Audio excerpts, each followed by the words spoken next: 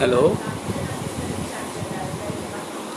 কেউ একজন বলুন যে আমাকে দেখা যাচ্ছে বা শোনা যাচ্ছে কি না। হ্যাঁ, সমরদেবকে দেখতে পাচ্ছি। হ্যাঁ, সমরদেব ইজ ওয়াচিং, এটা আসছে। আরও কেউ একজন, তিনজন এসে গেছে already. Tapan Mahanta, thank you, আপনি এসেছেন। আপনি আমার একজন অত্যন্ত প্রিয় কবি। মৌ এসে গেছে,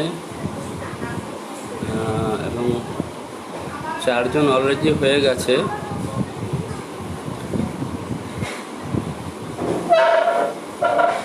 মণিশঙ্কর মণি, থ্যাংক ইউ মণিশঙ্কর মণি, আপনি একজন অত্যন্ত প্রিয়ভাজন মানুষ আমার। আমি খুব ভালোবাসি আপনাকে। আপনার লেখা, যদিও লেখা এখনও পড়ার সৌভাগ্য হয়নি, জানি না এই লকডাউন গেলে আমি কলকাতায় গিয়ে আপনার বইগুলো সংগ্রহ করব। অত্যন্ত একজন সম্ভাবনাময় লেখক আপনি। বাংলা ভাষার ভবিষ্যৎ আপনাদের উপরে নির্ভর করে, আমি এটা জানি। আপনি আমার অত্যন্ত প্রিয়ভাজন মানুষ এবং আপনি অন্তজ শ্রেণীর সঙ্গে সহবাস করেন। এটাই হলো আমার সবথেকে আপনাকে ভালোবাসার কারণ। আমরা সবাই তো বলি মুখে অন্তজ শ্রেণীর কথা, আমরা কজন যাই তাদের মধ্যে, সেটা হচ্ছে সবথেকে বড় কথা। মণিশঙ্কর মণি, আপনার নাম সম্ভবত মণিশঙ্কর মণি। যাই হোক, আপনি তাদের সঙ্গে বসবাস করেন, তাদের সঙ্গে থাকেন, তাদের জীবনকে শেয়ার করেন, তাদের সঙ্গে তাদের জীবন জীবিকার আপনি একজন, কি বলবো আমি, যে আপনি তাদেরই একজন মানুষ। আমি আপনাকে আলাদা করে দেখি না। আপনি আমার সেজন্যই অত্যন্ত প্রিয় ভাজন। এটারই অভাব ছিল আমাদের, ঠিক এই জিনিসটার অভাব ছিল। এই জিনিসটার অভাব ছিল যে আমরা সাহিত্য চর্চা করি, সাধারণ মানুষের কথা লিখি, তাদের সঙ্গে থাকি না, তাদের সঙ্গে জীবন নির্বাহ করি না। এই জিনিসটার অভাব। আসলে তাদের একজন হয়ে ওঠা, শুধু লিখলে হয় না, তাদের একজন হয়ে ওঠাই হচ্ছে সবথেকে বড় কথা। আমাকে শোনা যাচ্ছে কি না আমি বুঝতে পারছি না। আমার আসলে মা কিছুদিন ধরে অসুস্থ। এই এখনই এখানে হেঁটে হেঁটে চলে এসেছিলেন, এখন হাঁটতে পারছেন। নাম শুধুই মণিশঙ্কর, ঠিক আছে মণিশঙ্কর, নাম মণিশঙ্কর। নাম, হ্যাঁ, নাম একটা বড় জিনিস, নেম ম্যাটার্স। কিন্তু আপনি যে জীবন যাপন করছেন, যে অন্তজ শ্রেণীর সঙ্গে, অন্তজ বলাটাও ঠিক না, আসলে তারা কেউই অন্তজ না। আসলে তারা আমাদের হৃদয়ের মানুষ, তারাই আসল। আমরাই বরঞ্চ বলতে গেলে হয়তো বাইরের লোক। তপন মহন্ত বলছে শোনা যাচ্ছে। তা আমি আজকে এসেছি অনেকদিন বাদে, অলরেডি 8 জন হয়ে গেছেন। আমি অনেকদিন বাদে এসেছি। আমার মা আসলে অসুস্থ, এখনও অসুস্থ, আজকেও অসুস্থ ছিলেন। তা আমি যার কবিতা আজকে পাঠ করতে যাচ্ছি, মানে কবিতা পাঠ এবং আলোচনা, দিলীপ কান্তি লস্কর, উনি বরাক ভ্যালির একজন প্রবাদ প্রতিম ব্যক্তিত্ব আসলে। হ্যাঁ, আমি এই প্রবাদ প্রতিম কথাটা ব্যবহার করলাম। আসলে উনি একজনই যাকে বলা যায় যে তিনি কিংবদন্তি বরাক ভ্যালির। আসলে তাকে কেউ চেনে না হয়তো। হ্যাঁ, সভ্যতার পিলসুজ গড়িয়ে পড়ে তেল, সমরদেব লিখেছেন, ঠিক কথা বলেছেন। আসলে দিলীপ কান্তি লস্কর একজন প্রবাদ প্রতিম ব্যক্তি। আমি লিভিং লেজেন্ড বলতে চাই তাকে, living legend of Barak valley. বরাক ভ্যালির যে ভাষা আন্দোলন হয়েছিল আমরা জানি, মাতৃভাষার জন্য অনেকে শহীদ হয়েছিলেন। 19শে মে পালন করা হয় তার জন্য। তা সে যাই হোক, উনি সেটার একটা রেকর্ড উনি নিজেই লিখেছেন, ওনার লেখায় সেটা আছে। হ্যাঁ মণিশঙ্কর মণি, আপনি ঠিক বলেছেন, ঠিক অন্তজ নয়, তারাই তো বঙ্গ সভ্যতার ভিত্তি প্রতিষ্ঠাতা, ঠিক রাইট, তারাই ভিত্তি প্রতিষ্ঠাতা। অন্তজ বলা ঠিক না, আসলে আমরা বলি আসলে বোঝানোর জন্য বলি। তারা অন্তজ নয়, তারা অন্তজ নয়, তারা অন্তজ নয়, তারা আমাদের হৃদয়ের মধ্যে তাদের অধিষ্ঠান আসলে। যাই হোক, 8 জন হয়েছেন, এখনও খুব বেশি আমি আশা করেছিলাম, আরও বেশি আস্তে আস্তে হবে আমি আশা করছি। কেন আশা করছি আরও অনেকেই আসবেন। যাই হোক, আমি যার সম্পর্কে আজকে আলোচনা করবো, যার কবিতা আলোচনা একদিন করেছি অলরেডি তার কবিতা আমি আলোচনা করেছি, কিন্তু সম্পূর্ণটা করতে পারিনি। তিনি আসলে একজন বৃহৎ মানুষ। আসলে আমরা ছোট, তিনি একজন বৃহৎ মানুষ। তাকে ধরা একদিনের কাজ না, আসলে এটা 2-3 দিনের কাজ। 2-3 দিনেও হবে না, আসলে সারা জীবন ব্যয় করলেও হয়তো একটা মানুষকে ধরা যায় না। তা আমি চেষ্টা করছি আসলে আমার যে কবিতা পাঠের যে একটা প্রবণতা, বা আমার মধ্যে যে কবিতা পাঠ করার যে একটা বিশেষ ভঙ্গি আছে। হ্যাঁ হ্যাঁ, মণিশঙ্কর মণি আদি বাঙালি, হ্যাঁ তারাই আদি বাঙালি। আসলে ঠিকই বলেছেন আপনি, তারাই আদি বাঙালি।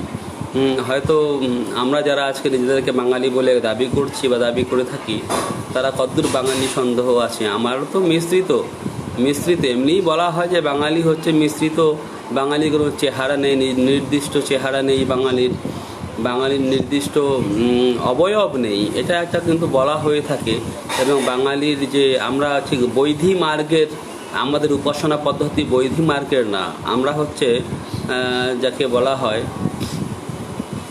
রাগানুগা ভক্তি পথের মালিক। রাগানুগা ভক্তি মানে আমরা মনের রঙের রঞ্জিত করে দেখি সব জিনিসকে। সে আপনি রামকৃষ্ণদেব বলুন বা তারও আগে চৈতন্যদেব বলুন, আমরা সেইভাবে জীবনকে দেখেছি। আমরা ঠিক বৈধি মানে যেটা আমাদের বিধিমতে বা শাস্ত্র নির্দিষ্ট যে পথ, সে পথ আমরা কখনই মারাইনি। সে যাই হোক, দেবাশিস চ্যাটার্জি ইজ ওয়াচিং, আমার বড় ভাই।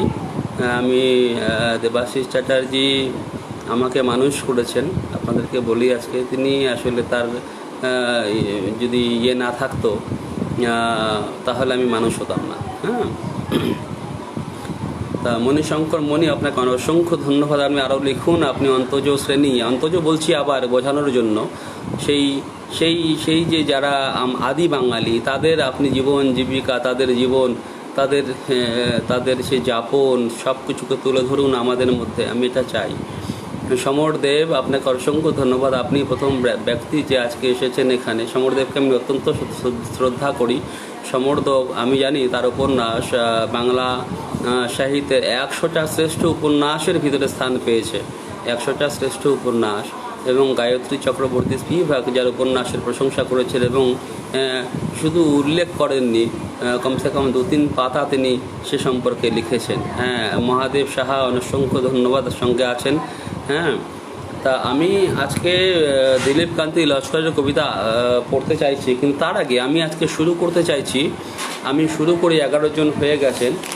আমি শুরু করতে চাইছি আমাদেরই বরাক ভ্যালির একজন কবি, যিনি বর্তমান বাংলা সাহিত্যের একজন অন্যতম, বাংলা কবিতার অন্যতম একজন কবি, রণজিৎ দাস। আমার সঙ্গে পরিচয় হয়েছিল গুয়াহাটিতে পাণ্ডু কলেজে একবার বাংলা লিটিল ম্যাগাজিন সম্মেলন আমাদের এখানে হয়ে থাকে, উত্তর পূর্ব ভারত বাংলা লিটিল ম্যাগাজিন সম্মেলন। সেখানে তিনি এসেছিলেন, তার সঙ্গে আমার পরিচয় হয়েছিল।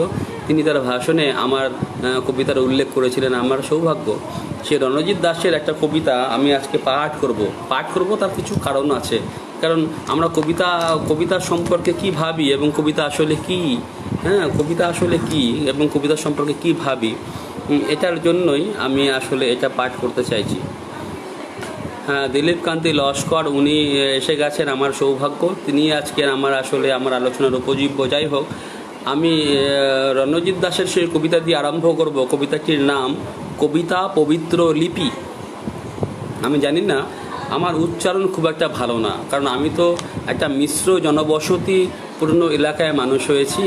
আমার বন্ধু বান্ধবের মধ্যে অনেকেই অসমিয়া, অনেকেই রাজবংশী, অনেকেই বিহারি সম্প্রদায়ের মানুষ।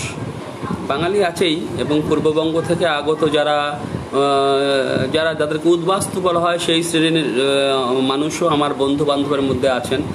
যাই হোক, আমাকে সেজন্য অনেকে মনে করেন আমার উচ্চারণ একটু অন্যরকম। যাই হোক, হতে পারে আমার উচ্চারণ হয়তো ঠিক বাঙালি সুলভ নয় বা অন্য কিছু। যাই হোক, সেসব হতেই পারে। আমি যেহেতু মিশ্র জনবসতি এলাকায় থাকি, এবং আমি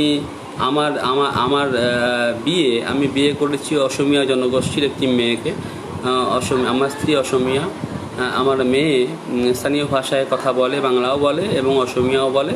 যাই হোক, আমি কবিতা পবিত্র লিপি এই নামে একটি কবিতা পড়ছি রণজিৎ দাসের। তারপরে আমি সরাসরি চলে যাব দিলীপ কান্তি দাসের কবিতায়। দেখুন, কবিতা পবিত্র লিপি, কবিতা সম্পর্কে আমাদের কী ধারণা সেই সম্পর্কে রণজিৎ দাস লিখেছেন। রণজিৎ দাস শিলচরের মানুষ, সম্ভবত আমি যতদূর জানি আসামের মানুষ এবং শিলচরের মানুষ। তিনি পশ্চিমবঙ্গে চাকরি করতেন এবং ডিপ্লোম্যাট ছিলেন, WBCS অফিসার ছিলেন, এখনও হয়তো আছেন বা রিটায়ার করেছেন, আমার ঠিক সঠিক জানা নেই। আমি কবিতাটি পড়ছি। কবিতা পবিত্র লিপি, অপবিত্র হাতে তাকে স্পর্শ করো না। কবিতা লেখার আগে ঝর্ণা জলে স্নান করে এসো। কবিতা পড়ার আগে অশ্রু জলে চোখ ধুয়ে এসো। পবিত্র বস্তুতে যদি বিশ্বাস না রাখো তবে কাব্যগ্রন্থ স্পর্শ করো না। আবার পড়ছি লাইনটা, পবিত্র বস্তুতে যদি বিশ্বাস না রাখো তবে কাব্যগ্রন্থ স্পর্শ করো না। পবিত্র বস্তুতে যদি বিশ্বাস না রাখো তবে কবিতা লিখো না। মন্দিরে যে দেবতা যথা পুস্তকে কবিতা, মন্দিরে দেবতা যথা পুস্তকে কবিতা। মনের মালিন্যে তাকে অসুচি করো না। ভীষণ অনর্থ হবে তার দৈব রসে। প্রতিটি গানের গর্ভে অসুর জন্মাবে। প্রতিটি শব্দের দেহে গর্ভপাত হবে। প্রতিটি শব্দের দেহে গর্ভপাত হবে। কবিতা লেখার আগে বৃক্ষতলে ধ্যান করে এসো। কবিতা লেখার আগে ভিখারিকে দান করে এসো। কবিতা লেখার আগে অনুতাপে দগ্ধ হয়ে এসো। কবিতা লেখার আগে অশ্রু জলে শুদ্ধ হয়ে এসো।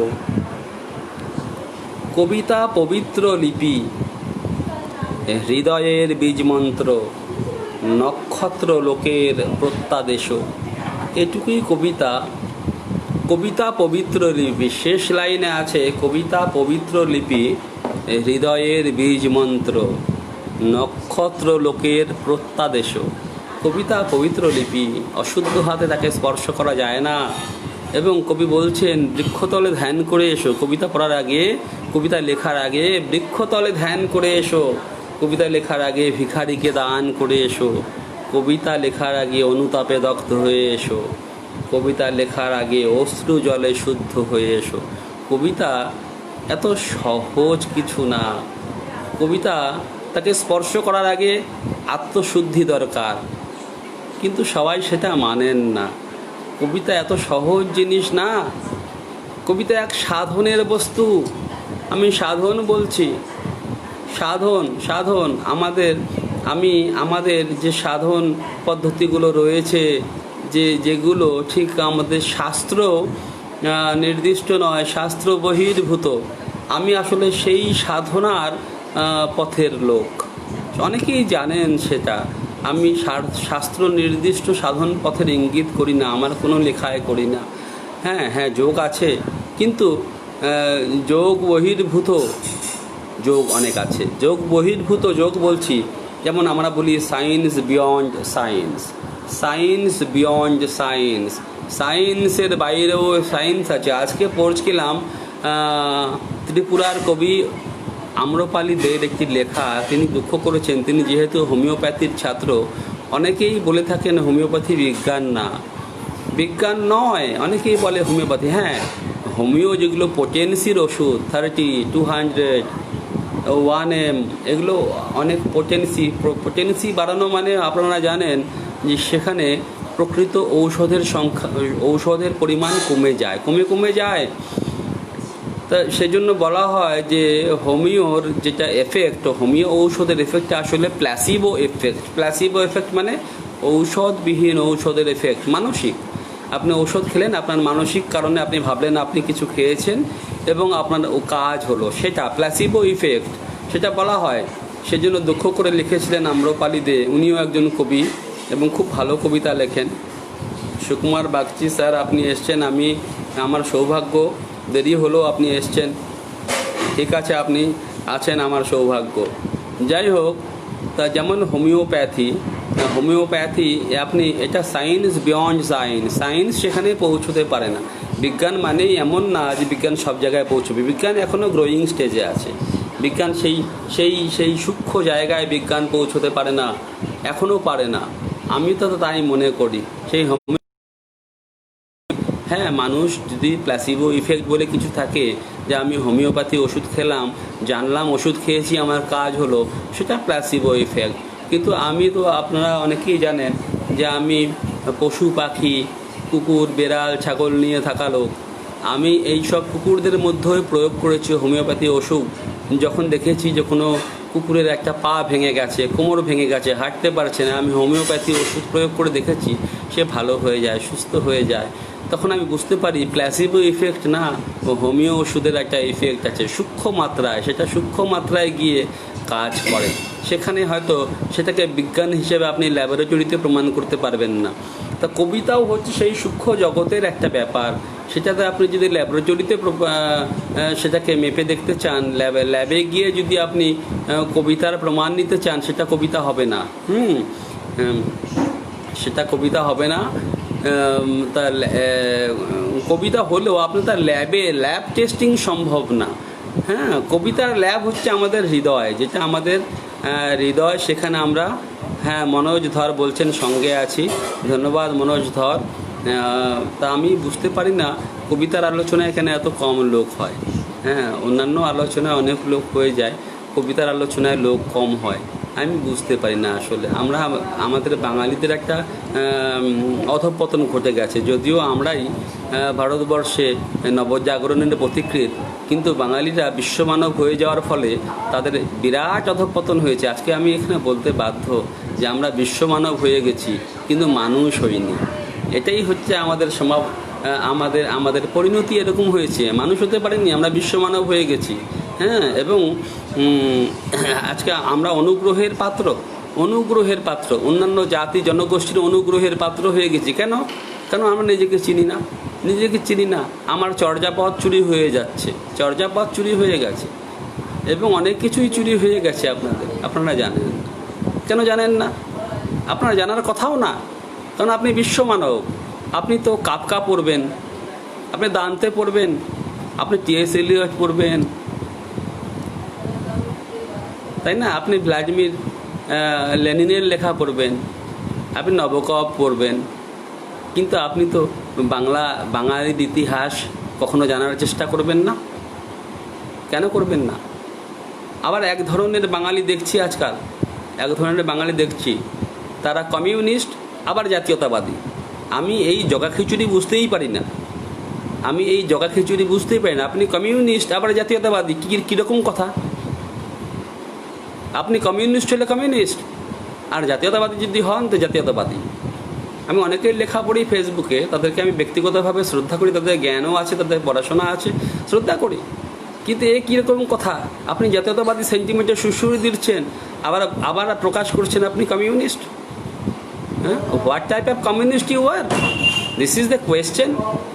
যাই হোক, আমি এসব বিতর্কে আজকে আমি যাওয়াটা ঠিক না। আসলে এগুলো আলাদা করে লাইভ করার ব্যাপার। আমি রণজিৎ দাসের কবিতাটা পড়লাম, যে কবিতা লেখার আগে উনি কি বলেছেন? বৃক্ষতলে ধ্যান করে এসো। বৃক্ষতলে ধ্যান করার কথা বলছেন কেন? কবিতা লেখার আগে বৃক্ষতলে ধ্যান করে এসো, কবিতা লেখার আগে ভিখারিকে দান করে এসো, কবিতা লেখার আগে অনুতাপে দগ্ধ হয়ে এসো। কেন অনুতাপে দগ্ধ হতে বলছেন? ভেবে দেখবেন কেন বলছেন কবিতা লেখার আগে অশ্রু জলে শুদ্ধ হয়ে এসো। কবিতা এত ফালতু জিনিস না। কবিতা মহার্ঘ বস্তু, পবিত্র বস্তু। তাকে যে কেউ স্পর্শ করবে এটা ঠিক না। আপনি অপবিত্র হাতে তাকে স্পর্শ করতে পারেন না, কিন্তু হচ্ছে। অপবিত্র হাতে কবিতাকে স্পর্শ করা হচ্ছে, এবং কবিতা তাতে থাকছে কি না। অনেকে বলছেন যে কবিতা নয়, জীবন। আরে উনি আগে কবিতা লিখতেন, এখন জীবন লিখছেন। হোয়াট ডাজ ইট মিন? অভিজিৎ চক্রবর্তী আগে কবিতা লিখতেন, এখন জীবন লিখছেন। হোয়াট ডাজ ইট মিন? এখন তিনি কবিতা লেখেন না? তিনি কি এখন কবিতা লেখেন না? অভিজিৎ চক্রবর্তী কবিতা লেখেন না, এখন জীবন লিখছেন। What does it mean? Life মানে কি? জীবন মানে কি? সে কি কবিতার থেকে আলাদা কিছু? যে কবি তার জীবন সে কবিতাই যাপন করে, কবিতার জীবন যাপন করে। হ্যাঁ, ইয়েস, সমরদেব লিখেছেন কবিতা লেখার প্রাকশত মনের বিশুদ্ধতা। অবশ্যই মনের বিশুদ্ধতা, আমি তো তাই মনে করি। অনেকেই আছেন হয়তো কাউন্টার করবেন, কাউন্টার করাটাও স্বাভাবিক। অনেক কবি আছেন, এমন স্মাগলার কবিও আছেন পৃথিবীতে যারা স্মাগলার ছিলেন। এমন কবিও আছেন যিনি খুন করেছেন, এমন কবিও আছেন যিনি অন্যের জীবন নষ্ট করে দিয়েছেন, তারপরেও তিনি কবি। হ্যাঁ, তার কবিতা যখন পড়ব তাকে আমি কবি হিসেবেই স্বীকৃতি দিতে চাই। কিন্তু আপনি নিজের ভিতরে ভেবে দেখুন, আপনি কতদূর মানুষ। সঞ্জয় চক্রবর্তীর কথা আমি বলছি। আমাদের এই অঞ্চলের যে কবিতা চর্চা, আমি যখন গৌহাটিতে ছিলাম সঞ্জয় চক্রবর্তীর তখন এখানে আড্ডা ছিল পল্টন বাজারে ব্রাহ্ম সমাজের মন্দিরে। আমি সেই আড্ডায় রবিবার করে যেতাম। সঞ্জয় চক্রবর্তী একবার বলেছিলেন, আমার মনে আছে, আমার ঠিক সামনে বলেছিলেন না কান্তার ভূষণের সামনে বলেছিলেন আমার মনে নেই। আমি কান্তারের কথাও কাছেও বারে বারে শুনেছি যে একজন ভালো কবি হওয়ার চেয়েও বড় কথা একজন ভালো মানুষ হওয়া। এটা সঞ্জয় চক্রবর্তীর মুখের কথা যে একজন ভালো মানুষ হওয়াটাই আসল, ভালো কবি হওয়া না। আমি তো নিজেও সারা জীবন আমি খুব অনুপ্রাণিত ছিলাম সঞ্জয় চক্রবর্তীর দ্বারা, যে উনি বলেছিলেন যে একজন ভালো মানুষ হওয়াটাই আসল, ভালো কবি হওয়া না। আমি নিজেও সারা জীবন চেষ্টা করেছি ভালো মানুষ হওয়ার, ভালো কবি হওয়ার চেষ্টাও করেছি যে না এমন না, আমি ভালো কবি হওয়ারও চেষ্টা করেছি, কিন্তু not at the cost of my life as a good man. আমি আমার জীবন একজন ভালো মানুষ আগে আমাকে হয়ে উঠতে হবে, তারপরে আমি ভালো কবি। হ্যাঁ, এমন কবিও আছে পৃথিবীতে যিনি জেলে থাকছেন বা অপরাধী, বা অনেকেই আছেন যে ভুলভাবে তাদের ফাঁসিয়ে দেওয়া হয়েছে, এমনও আছে। তবে এমন অনেক কবি আছে যারা অপরাধী, তারা কবিতা লিখেছেন, সেই কবিতার জন্য তারা গ্রেট। কিন্তু একটা কথাও ভাবতে হয় আমাদের, আসলে আমরা তো সামাজিক প্রাণী, আমাদেরকে মানুষ হিসেবে আমরা আসলে কতদূর নির্ভরযোগ্য, কতদূর আমরা মানুষ, কতদূর আমাদের মান এবং হুঁশ আছে সেটা ভেবে দেখতে হয়। যাই হোক, আমি কবিতাটা পাঠ করলাম রণজিৎ দাসের কবিতা আমার খুব ভালো লাগে। আসলে রণজিৎ দাসকে আমি খুব শ্রদ্ধা করি। যাই হোক, আমি আজকে আমার বিষয় হচ্ছে দিলীপ কান্তি লস্করের উপর একদিন আমি লাইভ করেছিলাম। তা যাই হোক, দিলীপ কান্তি লস্কর একজন কিংবদন্তি প্রতিম ব্যক্তিত্ব। আমি বারবার বলবো যে আপনারা আজকে এখনও উনি বেঁচে আছেন, কালকে উনি থাকবেন না। এখন ওনার 73 বছর বয়স, কালকে হয়তো উনি থাকবেন না। কেউ তো চিরদিন বেঁচে থাকে না, উনিও বেঁচে থাকবেন না। তা যাই হোক, যখন থাকবেন না তখন আপনারা আফসোস করবেন যে এই মানুষটা আমাদের সঙ্গে ছিলেন, আমাদের এই মাটি, যেই মাটিতে আমরা হাঁটছি সেই মাটিতে উনি হেঁটেছিলেন, যেটা আর্নল্ড শেক্সপিয়ার সম্পর্কে লিখেছিলেন একটি কবিতায়, যে আমি যেই মাটিতে হাঁটছি সেই মাটিতে শেক্সপিয়ার হেঁটেছেন। এই যে আপনাদেরও সেই বোধ হবে যে যেই মাটিতে আমি হাঁটছি সেই মাটিতে দিলীপ কান্তি লস্কর হেঁটেছিলেন। এমন একজন মানুষ, কিংবদন্তি যাকে বলা হয়, লিভিং লেজেন্ড, জীবন্ত কিংবদন্তি। আমাদের এখানে একজন জীবন্ত কিংবদন্তি ছিলেন, এখন আর বেঁচে নেই, প্রতিমা পাণ্ডে বড়ুয়া। আপনারা জানেন গোয়ালপাড়িয়া সঙ্গীতের একজন সম্রাজ্ঞী। তার উপরে একটা ডকুমেন্টারি হয়েছিল, সেটাতে আমি নিজেও ছিলাম। সেই ডকুমেন্টারি হস্তির কন্যা, যাই হোক আপনারা কেউ দেখে থাকতেও পারেন, সেখানে আমি নিজেও ছিলাম। হ্যাঁ, মণিশঙ্কর মণি লিখছেন, আবার এমনও কবি আছেন শুধু বিপ্লব চেয়ে দোষী, জেলে পৌঁছে মরছে। হ্যাঁ, ঠিকই, এমন কবিও আছেন, আমি বলছি না যে এমন কবি নেই, আমি জানি ভালো অবশ্যই আছেন। তবে এখন তো ভণ্ডদের দুনিয়া, ভণ্ডে ভরে গেছে। এখন এই ভণ্ডের মধ্যে আপনি ঠকবাজতে গা উজাড় হয়ে যাচ্ছে। যাই হোক, যেটা বলছিলাম, প্রতিভা পাণ্ডে বড়ুয়া আমাদের এখানকার মানুষ। আমি তো গৌরীপুরের মানুষ, সেখানে প্রতিভা পাণ্ডে বড়ুয়ার সঙ্গে আমার সম্পর্ক ছিল, আমার বাবার সঙ্গে সম্পর্ক ছিল। আমি ওনার সঙ্গে বাড়িতে যেতাম, আমরা সবাই যেতাম, আমাদের সঙ্গে ওনার একটা সম্পর্ক ছিল। উনিও একজন লিভিং লেজেন্ড, আমরা ওনাকে সংবর্ধনা দিয়েছিলাম। আমি নিজেই উদ্যোক্তা ছিলাম, এখানে রবীন্দ্র জয়ন্তী উদযাপন সমিতি ছিল, সেখানে একটা শ্যুট করেছিল একটা ডকুমেন্টারির। সেটার নাম হস্তির কন্যা। সেখানে আমিও ছিলাম। সেই ডকুমেন্টারি যদি আপনারা দেখেন, দেখবেন আমাকে দেখতে পাবেন আমি মানপত্র পাঠরত অবস্থায় আছি, সেখানে আমাকে দেখতে পাবেন। আমার তখন কম বয়স, এখন অনেক বয়স হয়ে গেছে। যাই হোক, এখন আমি 53+। যাই হোক, সেটা যাই হোক, যেটা বলছিলাম, সেই আপনারাও একদিন আফসোস করবেন যে দিলীপ কান্তি লস্কর বলে আমাদের সঙ্গে কেউ একজন ছিলেন, যিনি আমাদের মতো এই মাটিতেই হেঁটে বেরিয়েছেন।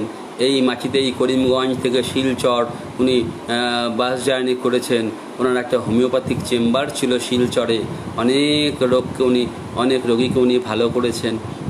কিন্তু মানুষের স্বীকৃতি আমরা দিইনি। আমরা কার স্বীকৃতি দিই? তেলা মাথায় তেল দিই। যার মাথায় অলরেডি তৈলাক্ত তাকেই তেল দিই।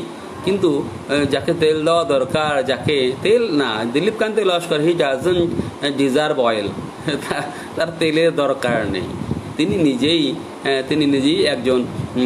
নিজেই একটা ইতিহাস। আসলে আপনারা জানেন তিনি যেটা কাজ করেছেন, শুধু কবিতা না, কবিতা ছাড়াও অন্যান্য ক্ষেত্রে ওনার অনেক কাজ আছে।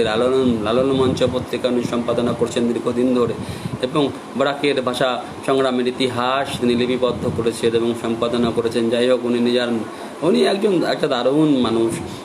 তা আপনারা একদিন বুঝবেন যে আমাদের মধ্যে একজন মানুষ ছিলেন যাকে আমরা চিনিনি। চেনার চেষ্টা করুন।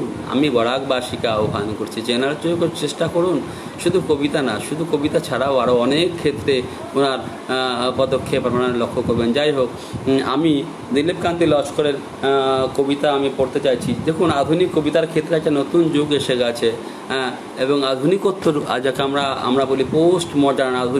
পোস্ট মডার্ন কি?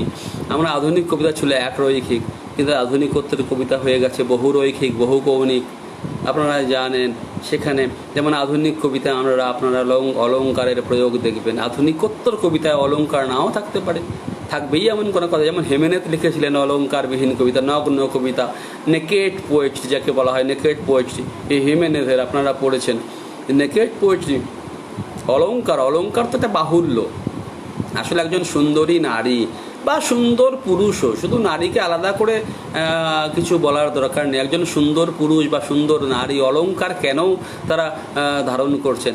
কারণ পুষ্পেন্দু ভট্টাচার্য বলছেন আধুনিক কবিতাকে একটু বেশি দুর্বোধ্য। হ্যাঁ, একটা ঠিকই বলেছেন আপনি যে আধুনিক কবিতা একটু দুর্বোধ্য কেন? কারণ আধুনিক কবিতা দীক্ষিত পাঠক ডিমান্ড করে। দীক্ষিত পাঠক মানে যারা জানবে আধুনিক জীবনের যে আধুনিক জীবন তো খুব সহজ না। আধুনিক জীবনের মধ্যে কোনো নাচ নেই, দৌড় আছে। আমাদের আধুনিক জীবনের মধ্যে কি আছে? দৌড়। আমরা দৌড়াই। আমি কলকাতায় গেছি, আমি দমদম ক্যান্টনমেন্টে আমার মাসির বাড়ি। আমার নিজের জন্মও আসলে কলকাতায়, কি যদিও আমি জন্মের পরেই আমার মা গেছিলেন। আমার মা কলকাতার মানুষ। কলকাতায় গেছি জাস্ট প্রসবের জন্য কলকাতায় গেছিলাম। মামার বিয়েও ছিল, আমার জন্মটাই ওখানে হয়েছে। তারপরে আমি গরিপুরে চলে এসেছি। এখানেই মানুষ হয়েছে ব্রহ্মপুত্র তীরে। আমার এই শরীরে, আমার মননে গঙ্গা এবং ব্রহ্মপুত্র উভয় ধারায় প্রবাহিত। যাই হোক, আমার সে কলকাতার কাছে মধ্যম গ্রামে জন্ম। আসলে যদিও আমার মা মানুষ হয়েছিলেন খিদিরপুরে। যাই হোক, কলকাতার সঙ্গে আমার অতি নিকট সম্পর্ক, এবং ব্রহ্মপুত্রতে আমি স্নান করেছি। ব্রহ্মপুত্র আমার অন্তরাত্মার সঙ্গে বিজড়িত হয়ে আছে। যাই হোক, ব্রহ্মপুত্রের শুশুক আপনারা জানেন, শিশু আমরা বলি শুশুক সে ওঠে আর নামে, আজকাল দেখা যায় না সেই শুশুক। মৌ চ্যাটার্জি বলছেন দুর্বোধ্য নাকি দুরূহ। এবং হ্যাঁ, দুর্বোধ্য না, দুরূহ। আসলে এটাই সঠিক শব্দ। আধুনিক কবিতা একটু দুরূহ মানে আপনাকে একটু পথের ক্লান্তি সহ্য করতে হবে। আপনি যখন কোথাও যাচ্ছেন, কোনো দুর্গম স্থানে, সেই যে পথের ক্লান্তি, সেই যে দুর্গম একটা আরোহ অবরোহ পেরিয়ে আপনি যাচ্ছেন, সেখানে পৌঁছতেই হবে আপনাকে। সেই ক্লান্তিটুকু, সেই শ্রম আপনাকে স্বীকার করতে হবে, সেই মননের শ্রম আপনাকে স্বীকার করতে হবে। আধুনিক কবিতা সেটা ডিমান্ড করে। সেটা এসছে আপনার ইংরেজি কবিতায় এসছে টি.এস. এলিয়টের হাত ধরে। তারপরে আরও আগে যান, আপনি বোদলেয়ারকে পাবেন। কেন? আমরা আধুনিক জীবনে নৃত্য নেই, নাচ নেই, দৌড় আছে। আমি আগেই বলেছি, দৌড়চ্ছি আমরা সারাক্ষণ দৌড়চ্ছি। কিসের জন্য দৌড়চ্ছি জানি না, কোথায় পৌঁছবো জানি না, কেন পৌঁছবো সেটাও জানি না। যাই হোক, এই দৌড়টাই আমাদেরকে সিগনিফাই করে, আমাদেরকে সিম্বলাইজ করে, আমাদের জীবনের একটা দ্যোতক হয়ে গেছে এই দৌড়। এখানে নাচ নেই, সেজন্য এই কবিতায় ছন্দ নেই। ছন্দ থাকবে না, কী করে থাকবে? আমাদের জীবনে ছন্দ নেই, ছন্দ পতন আছে, ছন্দ পতনটাই। হ্যাঁ, তবে একটা কথা বলি, যারা কবিতা লিখতে শুরু করেছেন তারা ছন্দটা জেনে নিন, তারপরে ছন্দপতন নিজে নিজেই হবে। যেহেতু জীবনে কোনো ছন্দ নেই, ছন্দপতনটা স্বাভাবিকভাবে আসবে। আপনি যখন ছন্দে লিখবেন দেখবেন ছন্দ আসছে না, আপনার ছন্দ পতন আসছে। ছন্দ পতনটাই স্বাভাবিক প্রক্রিয়া আমাদের জীবনের। ছন্দ পতন আমাদের সব ক্ষেত্রে ছন্দ পতন। আপনি বাইরে যাচ্ছেন, হোঁচট খেলেন, ছন্দ পতন। কোনো দোকানে গেলেন, দেখলেন যে জিনিসটা আপনি খুঁজছেন সেটা নেই, বা সেটার দাম এত অতিরিক্ত আপনি কিনতে পারছেন না, বা আপনি রাস্তায় গেলেন, গাড়িতে এত ভিড় আপনি উঠতে পারছেন না, বা উঠলেন, ওঠার পরেও দেখলেন দাঁড়াতে পারছেন না। এই যে সব ক্ষেত্রেই আমাদের ছন্দ নেই, ছন্দহীন একটা জীবন আমরা যাপন করছি। আমি হয়তো একটু দ্রুত বলে যাচ্ছি। আচ্ছা, আধুনিক কবিতা কি একটু বেশি দুর্বোধ্য? হ্যাঁ, হতেও পারে, কখনো কখনো একটু দুর্বোধ্য। আসলে ঠিক দুর্বোধ্য না, আধুনিক কবিতা কেউ ভাবেন একটু বেশি দুর্বোধ্য। আসলে দুর্বোধ্য আমি বলবো না, দুরূহ। আপনাকে সেই শ্রম, সেই ক্লান্তি, সেই আপনার মনটা যদি ঠিক ট্র্যাক পেয়ে যায়, সঠিক ট্র্যাক, সেই ট্র্যাকটা পেয়ে গেলে আপনি পৌঁছতে পারবেন সেই বোধে, যেই বোধ কবিতা আপনাকে দান করে। যে কোনো শিল্পই, যে অ্যাবস্ট্রাক্ট পেন্টিং আমরা দেখেছি, যে আমরা দেখেছি প্রি র্যাফেলাইট পোয়েট্রি, ইংরেজি সাহিত্যে ছিল প্রি র্যাফেলাইট পোয়েট্রি। র্যাফেল বলে একজন পেইন্টার ছিলেন, তার আগের সেই চিত্রকর যারা ছিলেন তাদের কবিতায় সেই প্রি র্যাফেলাইট পোয়েট্রি যেটা বলা হয়। প্রি র্যাফেলাইট মানে যেখানে রঙের আধিক্য বেশি, যেখানে রূপের আধিক্য বেশি, সেই সব কবিতা আর কি। র্যাফেলের আসার পরের থেকে কবিতাকে অ্যাবস্ট্রাক্ট হয়ে গেছে। যাই হোক, সেই আমাদের আধুনিক কবিতাও সেরকম একটু অ্যাবস্ট্রাক্ট হয়ে গেছে। অ্যাবস্ট্রাক্ট যাকে বলা হয়, অ্যাবস্ট্রাক্ট মানে যেটাকে আপনি যেমন আমরা যে বাছি না কোনো জিনিস, যেমন অনেকগুলো মুক্ত আছে, সেখানে কালচার্ড মুক্ত আছে, চাষ করা মুক্ত আছে, বা ভুয়ো বা যেগুলো মুক্ত নয়, বা হায়দ্রাবাদি মুক্ত, বা অনেক কিছু আছে। আপনি বেছে বেছে সঠিক মুক্তটা বেছে নিতে হবে। সেই রকম কবিতার মধ্যে অবগাহন করতে হয়। অবগাহন করলে আপনি ঠিক তলটা ছুঁতে পারবেন। সেই তল কবিতার জলে যখন আপনি অবগাহন করবেন, একদম নিচে নেমে যাবেন। আমি নেমে দেখেছি, একদম তলটা ছুঁয়ে আবার উপরে উঠে আসা যায়। সেই তল ছোঁয়া,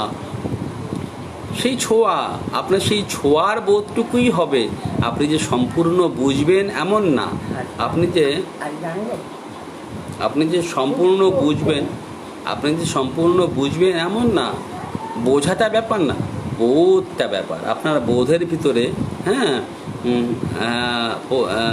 পোস্ট র্যাফেলাইট কবিতা অনেকটাই নির্মেদ। হ্যাঁ, পোস্ট র্যাফেলাইট কবিতা নির্মেদ মানে মেদ কাকে বলে? আমরা জানেন, মেদ হচ্ছে ভুঁড়ি, আমাদের যে শরীরে চর্বি জন্মায়। চর্বি মানে অতিরিক্ত জিনিস। সেই অতিরিক্ত পোস্ট র্যাফেলাইট কবিতায় আপনারা সেই চর্বি পাবেন না।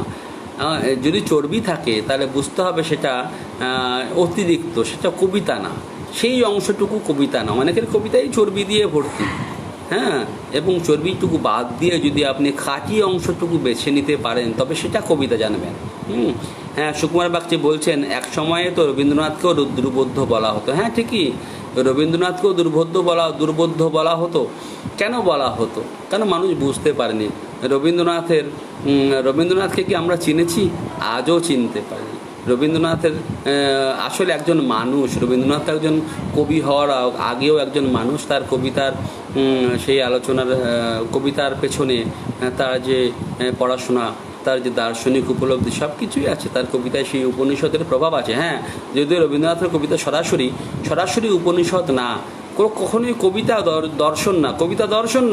কবিতাকে আপনারা দর্শনের সঙ্গে এক সারিতে ফেলবেন না। কবিতা দর্শন না, কবিতাই।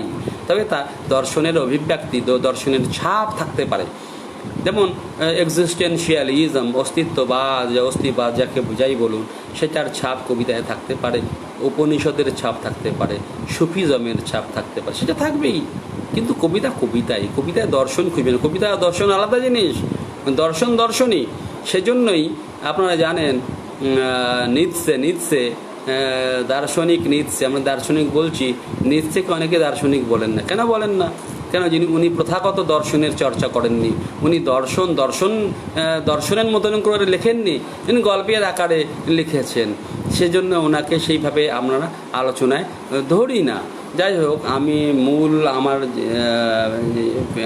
যাই হোক, এখন আমি আলোচনায় চলছি। আমরা জানি যে, মনে করুন আমাদের ভারতীয় যেটা সংস্কৃত পোয়েটিক্স মানে আমাদের অলঙ্কার শাস্ত্র, যেটা আমাদের সংস্কৃত আছে, সেটা আপনারা পাবেন যে সেই ভরত মুনির নাট্যশাস্ত্র আপনারা পাবেন। ভরত মুনির নাট্যশাস্ত্র, সেখানে রসের কথা আছে, রসসূত্র আছে, বা তারপরে আনন্দবর্ধনের কথা পাবেন, সেখানে ধ্বনির কথা আছে। যাই হোক, সেই সব কিছু আছে। তারপরেও আমরা আধুনিক যে সাহিত্য তত্ত্ব, তার থেকে মুখ ফিরিয়ে থাকতে পারি না। আমরা নিৎসের থেকে মুখ ফিরিয়ে থাকতে পারি না। আমরা মরিস ব্লাসর থেকে মুখ ফিরিয়ে থাকতে পারি না। যেমন হাইডেগার থেকে মুখ ফিরিয়ে থাকতে পারি না। আমরা এগুলো পড়তে হবে, এগুলো জানতে হবে, এগুলো জানার খুব দরকার। না হলে হ্যাঁ, কেউ বলতে পারেন কেন এত পাশ্চাত্যমুখী? আরে পাশ্চাত্যমুখী বলে কোনো কথা নেই। আমরা মানুষ একটাই জাতি। হতে পারে আপনার চামড়ার রং আলাদা, আমার চামড়ার রং আলাদা, হতে পারে আমাদের ভৌগোলিক সীমানা আলাদা, আমরা একটাই জাতি। আমাদের কনসাসনেস একটা ওয়ান কনসাসনেস।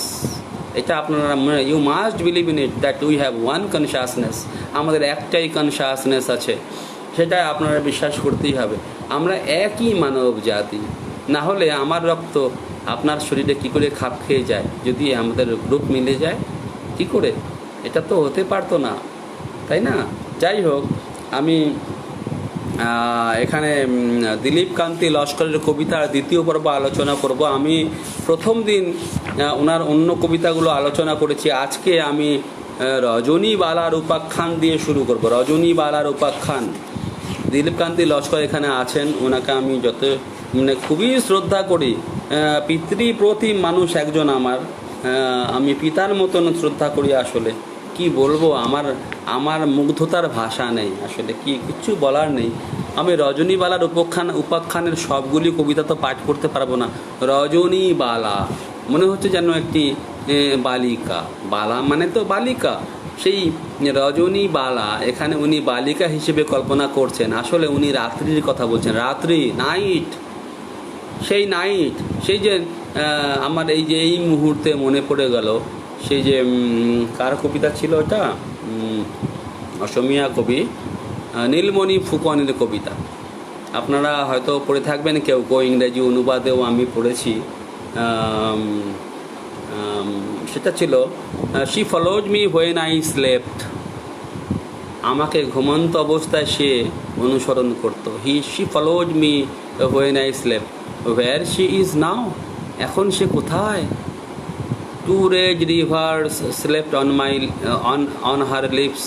তার চোখে দুটো লাল নদী ঘুমিয়ে থাকতো। Through her eyes two black horses slept. তার চোখের মধ্যে দিয়ে দুটো কালো ঘোড়া যেন ছুটে বেরিয়ে গেছে। Through her eyes two black horses slept. Night night night is in my heart. রাত্রি রাত্রি রাত্রি আমার হৃদয়ে। A tree fell on his shadowed face. একটা গাছ উপড়ে পড়লো তার ছায়াচ্ছন্ন মুখের উপর। এটা আমি এই তাৎক্ষণিক অনুবাদ করছি। তার শ্যাডোড ফেস, ছায়াচ্ছন্ন মুখের উপর উপরে পড়েছে। এটা নীলমণি ফুকনের কবিতা। সেই রাত্রির অনুষঙ্গ আছে বলেই আমি এখানে বললাম। যাই হোক, রজনীবালার উপাখ্যান আসলে রাত্রির উপাখ্যান। এখানে আমি পুরো রজনীবালার উপাখ্যান আজকে শুরু করি। তা যাই হোক, আমি আসলে ধরতে চাইছি দিলীপ কান্তি লস্করকে, যিনি একজন প্রবাদ প্রতিম ব্যক্তিত্ব। আমি বরাকের কবিদের বলছি, বরাকের মানুষকে বলছি, আপনারা চিনুন এই কবিকে। ব্রাত্য কবিদের চিনুন, যারা ব্রাত্য, যাদের হয়তো পদমর্যাদা বলে কিছু নেই, কিন্তু যারা যা করে গেছেন তার তুলনা হবে না। যাই হোক,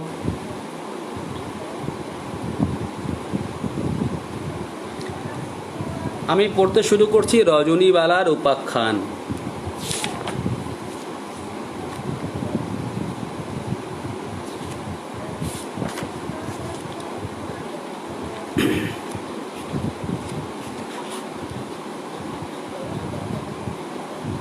আমার কাছে যে বইটি আছে দিলীপকান্তি লস্করের কবিতা সংগ্রহ 1, সেখানে রজনীবালা উপাখ্যানের সবগুলি অংশ নেই।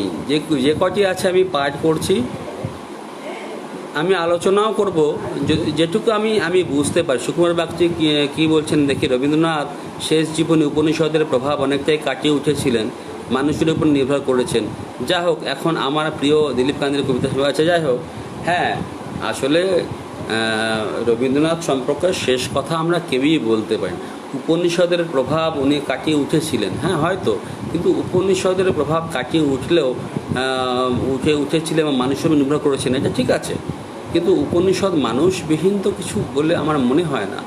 আসলে আমাদের তো অনেক জীবনের অতীত জীবন, তার অতীত জীবন, পরতের পর পরত, পরতের পর পরত, এইরকম জীবন। তা উপনিষদ থেকে নেমে আসতে হবে, আমাদের উপনিষদ থেকে নেমে আসতে হবে সেই মাটির পৃথিবীতে। কিন্তু এমন না যে আমাদের মাটির পৃথিবীটা সেই উপনিষদের থেকে পৃথক, এমন না। সেটা সূক্ষ্ম সূক্ষ্ম সূক্ষ্ম সূক্ষ্ম স্তরে সেটা পৌঁছতে পারি হয়তো আমরা। যাই হোক, আমি শুরু করছি রজনীবালার উপাখ্যান 8। শুরু করছি কবিতা পাঠ। চোখ বুঝলেই তোমার রূপ, এই রং নিয়ে আজ নৌকোকে মাখিয়ে জলে ভাসিয়ে দিলাম। সে নাচুক দহের গহ্বরে, যেখানে তোমার আদি রূপ হৃদয়। সেই জলে অঞ্জলি দিলাম, নৌকো আমার মন। নৌকো আমার মন, দেখুন কোথায় চলে গেছে। নৌকোটা হচ্ছে কবির মন, এবং উনি বলছেন যে চোখ বুঝলেই আমি দেখছি কি তোমার রূপ। কার রূপ? রাত্রির রূপ। আপনারা রাত্রে কখনো নৌকায় সফর করেছেন? যদি করতেন তাহলে এই কবিতা বুঝতে পারবেন। এই রং নিয়ে আজ নৌকোকে মাখিয়ে জলে ভাসিয়ে দিলাম। এই যে রাত্রির রং, সেই রঙে নৌকোকে মাখিয়ে। নৌকো তো কালোই হয়, নৌকো খুব রঙিন নৌকো খুব কম হয়। ট্যুরিস্ট স্পটগুলোতে গেলে আপনারা দেখবেন রঙিন নৌকোকে, তাছাড়া নৌকো সবসময়ই কালো। নৌকোর রঙটা হচ্ছে রাত্রির রং, রাত্রি কালো। এই তার মানে এই নয় যে রাত্রির কোনো আলো নেই।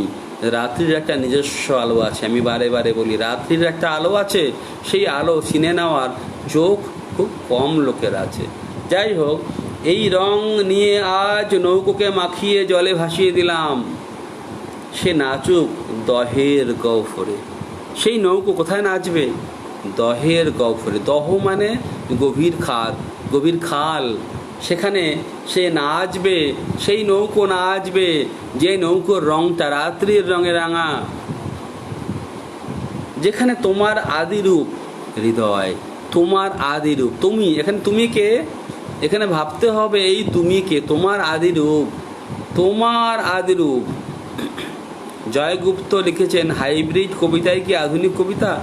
দেশি স্বাদটা আধুনিক কবিতায় কি পাওয়া যায়? হাইব্রিড বলে আসলে আমাদের জীবন তো হাইব্রিড মানে শঙ্কর প্রজাতি যাকে বলি আমরা। আমাদের জীবন আসলে হাইব্রিড। যাই হোক, আমি এই সম্পর্কে পরে বলবো। কবিতাটা পড়ছি। সে নাচুক দহের গহ্বরে, যেখানে তোমার আদিরূপ হৃদয়। আমাদের আদিরূপ, আমার আপনার সবার আদিরূপ কি? হৃদয়ই হচ্ছে সমস্ত সৃষ্টির আদির উৎস। হৃদয় থেকেই উৎস। হৃদয়ই হচ্ছে সব কিছুর উৎসে আছে। সেখান থেকেই সব কিছুর সেই সৃষ্টির মূর্ছনা সেখান থেকেই ফুটে উঠছে আমাদের হৃদয়। সেই জলে অঞ্জলি দিলাম। সেই নদীর জল যেখানে নৌকো ভাসছে সেখানে অঞ্জলি দিয়েছেন কবি। নৌকো, কোন অঞ্জলি এবং কোন নৌকোয় তিনি বসে আছেন?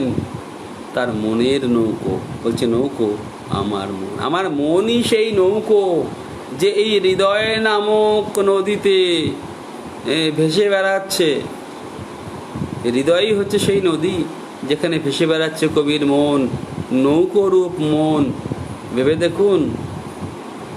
এবং সেই নৌকোর রং হচ্ছে রাত্রির কালো রং, রাত্রির মতন কালো, যার ভিতরে আলো সুপ্ত অবস্থায় আছে। আলো, অবশ্যই আলো। কালো কোথায়? আমি তো কোথাও কালো দেখি না। আপনারা কালো দেখেন কি? কালো কোথায়? কালোর ভিতরেই আলো। এই যে আজকে অ্যাপার্থেইড, বর্ণ বৈষম্য, এ থাকতোই না যদি এই বোধ মানুষের মধ্যে থাকতো যে কালোর ভিতরে এই আলো, কালোই হচ্ছে আলো। আপনি আলোকে চিনতেন যদি কালো না থাকতো, কন্ট্রাস্ট যদি না হতো। আলো কি যদি কালো না থাকে, আলোর কোনো মূল্যই নেই যদি কালো না থাকে। এই কালো রাত্রি আছে বলেই প্রভাতের এত সৌন্দর্য। যাই হোক, কবি এখানে শুরু করেছেন রজনীবালার উপাখ্যান। রজনীবালা উনি বলছেন, রজনীবালা রজনী বালিকা, বালিকা কল্পনা করছেন কবি এখানে। কিন্তু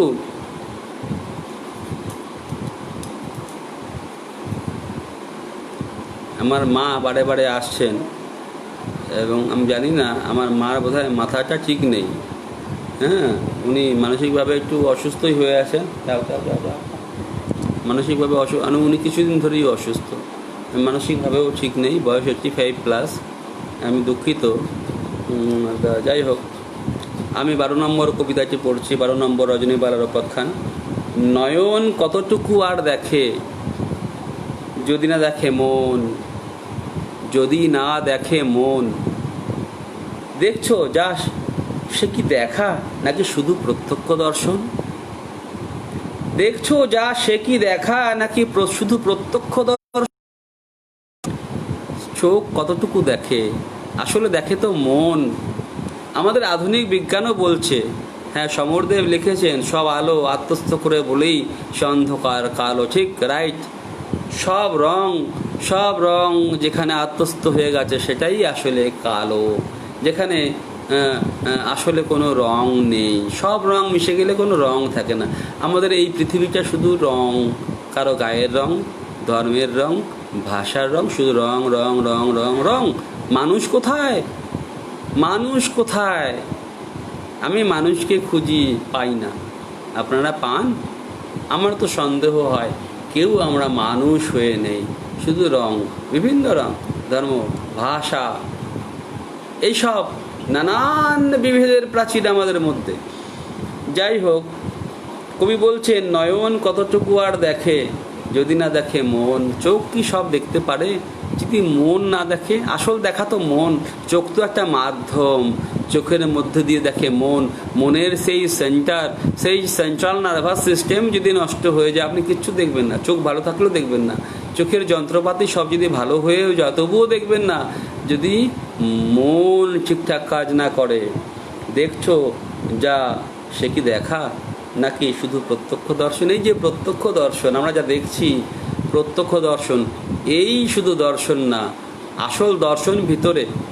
সে আরও গভীর গভীর গভীর যেতে হবে আপনাকে। সেই দর্শন আর দেখা এক না। আসলে দর্শন, এই যে ভারতীয় দর্শন আমরা বলি না, আমাদের ভারতীয় দর্শন কেন বলা হয় সেটা আমরা ফিলোসফির সঙ্গে আমরা একভাবে বলি, ফিলোসফির প্রতিশব্দ হিসাবে, সমার্থক শব্দ হিসেবে উচ্চারণ করি। কিন্তু দর্শন মানে দেখা, সেই ভিতরের চোখ দিয়ে দেখা, তৃতীয় নয়ন দিয়ে দেখা। তৃতীয় নয়ন মানে যেটা আপনার এখানে আছে, সেই যে আপনার এখানে পিটুইটারি, তার ভিতরে পিনিয়াল, তার পিছনে হাইপোথ্যালামাস গ্ল্যান্ড।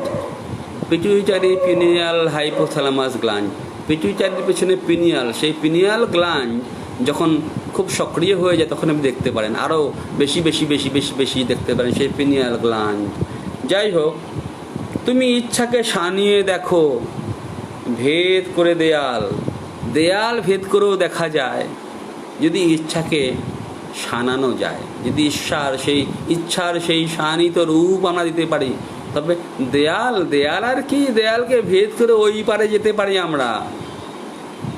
ইচ্ছা, সেই পিনিয়াল গ্ল্যান্ডের কথা এসে যাচ্ছে। হ্যাঁ, বিমলানন্দ ভৌমিক কি লিখেছেন, আমরা নিজেকেই চিনতে পারি না, অন্যকে চেনার ক্ষমতা কোথায়? নিশ্চয়ই আসলে না, আমরা যদি নিজেকে চিনতে পারতাম তাহলে অন্যকেও চিনতে পারতাম। আমি অন্য বলে কিছু নেই, অপর বলে কিছু নেই, আদারাইজেশন, আদারনেস, এগুলো কিচ্ছু নেই। এগুলো সামাজিক সত্য। আমরা আসলে নিজেকে চিনি না। নিজেকে না চিনলে আদার তো আসবেই। আমি যখন বুঝবো সে আর আমি এক, তখন আদারনেস আসবে না, আদারাইজ করার প্রশ্নই আসবে না। কিন্তু সামাজিক সত্য হিসেবে আদারাইজেশন এসে গেছে, অপর, এই ভাবনা এসে গেছে। কেন এসে গেছে? মানুষ নিজেকে ভুলে গেছে, নিজেকে চেনার পথটাই সে হারিয়ে ফেলেছে। সেই পথে সে যায়নি, সে বাইরের জগতে খুঁজতে বেরিয়েছে কোথায় কি আছে, কিন্তু নিজের ভিতরে সে অবগাহন করেনি। নিজের ভিতরে সেই যে ডুবদেরে মন কালী বলে রামপ্রসাদের সেই গান, ডুবদেরে মন কালী বলে, সেই সেই কালীকে আমরা খুঁজিনি। কালী মানে কি? সে কি দেবী মূর্তি? না, কাল থেকে এসছে। কালী সেই মহাকালী, সেই কালকে আমরা খুঁজিনি। সেই কালকে খুঁজতে হবে। হ্যাঁ, ধর্মের দৃষ্টিতে সব কিছু দেখবেন না, আমি ধর্মের দৃষ্টিতে দেখছি না। আসলে প্রাতিষ্ঠানিক ধর্মের কথা বলছি। প্রাতিষ্ঠানিক ধর্ম মানে প্রতিষ্ঠান মানেই হচ্ছে একটা অচলায়তন, যেখান থেকে আপনি বেরোতে পারবেন না। এই অচলায়তন ভাঙার খুব দরকার আছে। এজন্যই বলি, প্রাতিষ্ঠানিক ধর্ম হচ্ছে সব থেকে বড় শত্রু এই মানব সভ্যতা, প্রাতিষ্ঠানিক ধর্ম।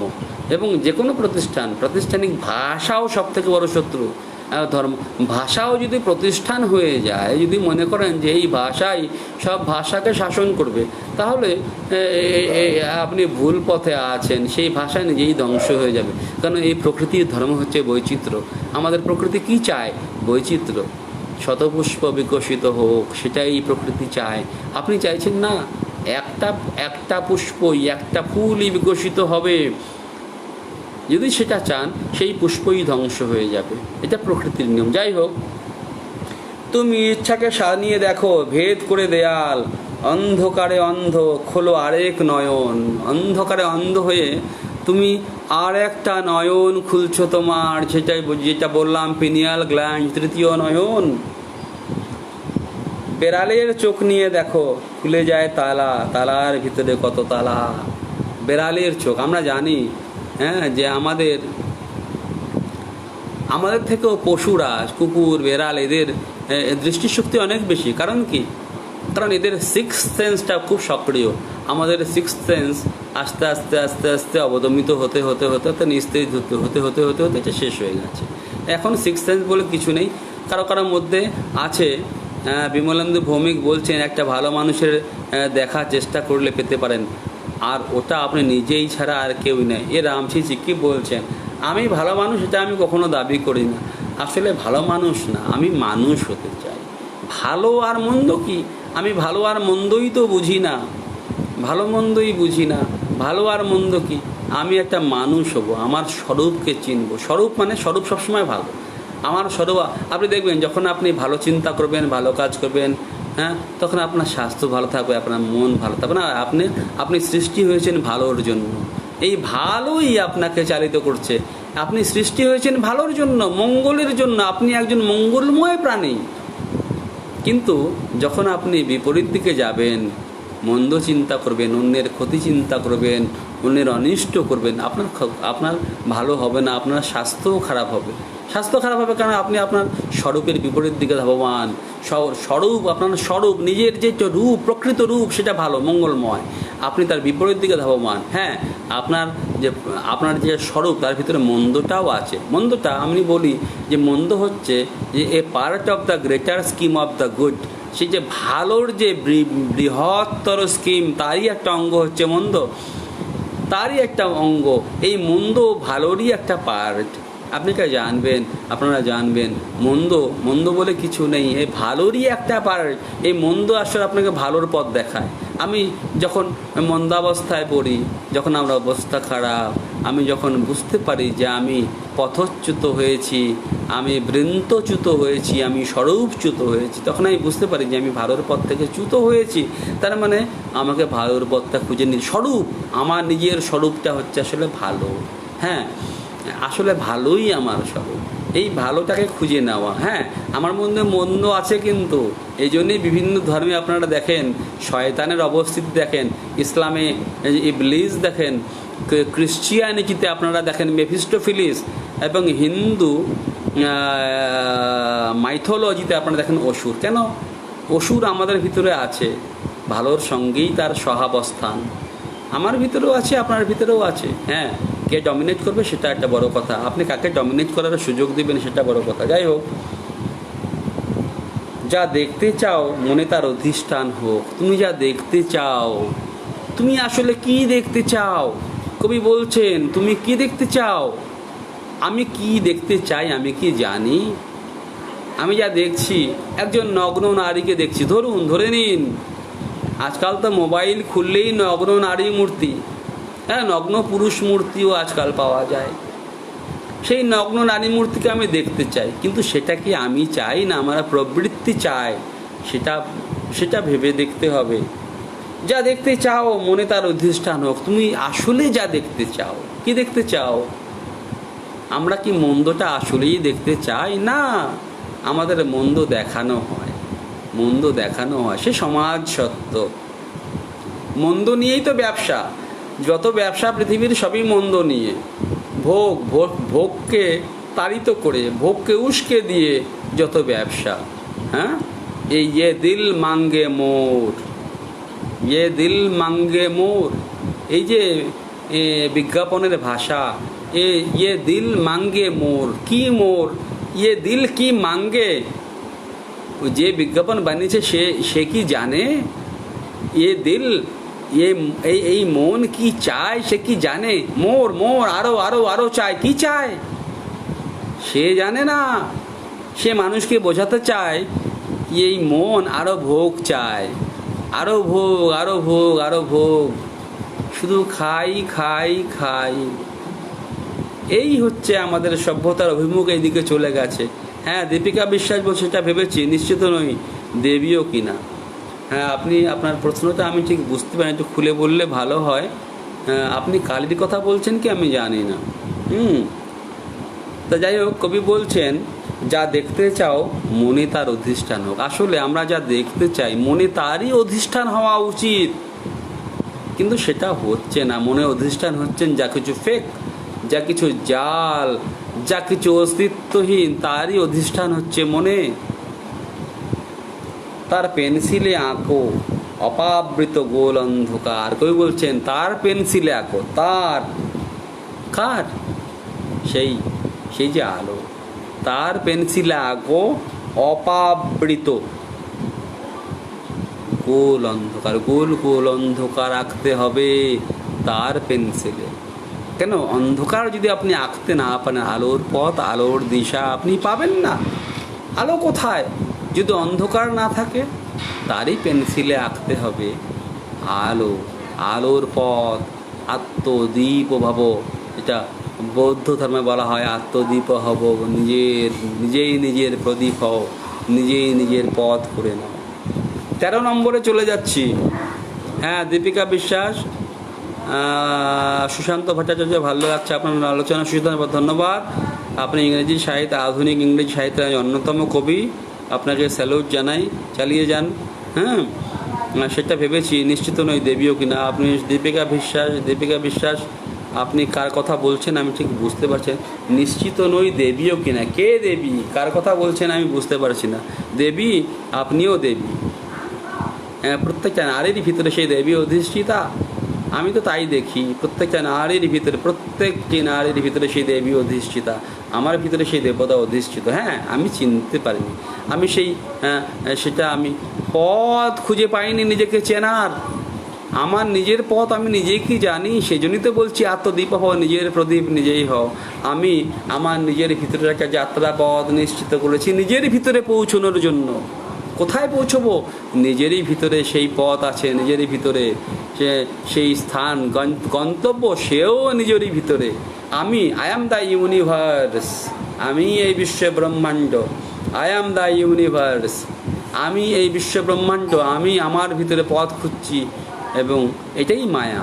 এই জন্যই বলে যে আমি যদি ইউনিভার্স, আমি কেন পথ খুঁজছি? এই জন্যই বলা হয় মায়া, ইলুশনের ধারণা ওখান থেকে এসছেন। যাই হোক, দীপিকা বিষয় বলতে ওটা সম্পর্কে বলেছি। আপনি এখানে একটু বলুন যাতে একটু আলোচনা করা যায়। দীপিকা দি আপনি বলুন। যাই হোক, রজনীবালার ওখানে 8 নম্বরটা আমি চলে যাচ্ছি।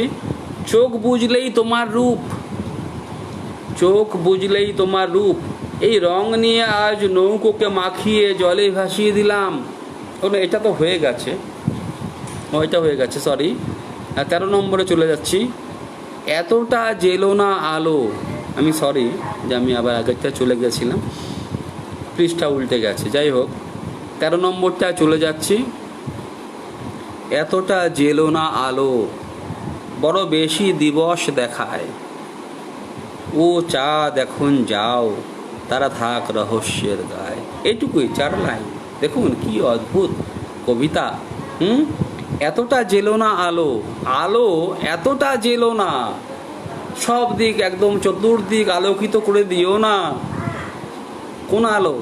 মেকানিক্যাল আলো, সেই যান্ত্রিক আলো, বৈদ্যুতিক আলো, বা আমরা যে প্রদীপ জ্বালাই সেও তো আসলে যান্ত্রিক, কেন তার পেছনে কেরোসিন আছে, জ্বালানি হিসেবে আমরা কেরোসিন ব্যবহার করি। বড় বেশি দিবস দেখায়। এত যদি আলো জ্বালিয়ে দাও, এ রাত্রিকেও মনে হয় দিন দিবস। ও চাঁদ এখন যাও, চাঁদ তুমি এখন চলে যাও, তারা থাক রহস্যের গায়ে। আকাশের তারাগুলি রহস্যের গায়ে, রহস্যের ভিতরে বেঁচে থাকুক। অন্ধকারের ভিতরে তারাগুলো যখন জ্বলে, সেই যে বলা হয়, সেই যে টিপ টিপ টিপ টিপ টিপ করে তারাগুলো জ্বলছে, তার মধ্যে একটা রহস্য আছে, সেই রহস্যটুকু থাক। এত আলো জেলো না। আসলে আলো যদি আপনি আলোকিত, এই যে মেকানিক্যাল আলো, মেকানিক্যাল আলোর মধ্যে কোনো অন্ধকার নেই, কিন্তু প্রকৃত আলোর ভিতরে অন্ধকার আছে। যে প্রকৃত আলো সেটা অন্ধকারের ভিতরে, সে অন্ধকার সাপেক্ষে, অন্ধকারের সাপেক্ষে সেই আলো। অন্ধকার ছাড়া সেই আলোর পথ আপনি পাবেনই না। তা কবিও এখানে চাইছেন সেই অন্ধকারটুকু থাকুক এবং আলো জ্বলুক।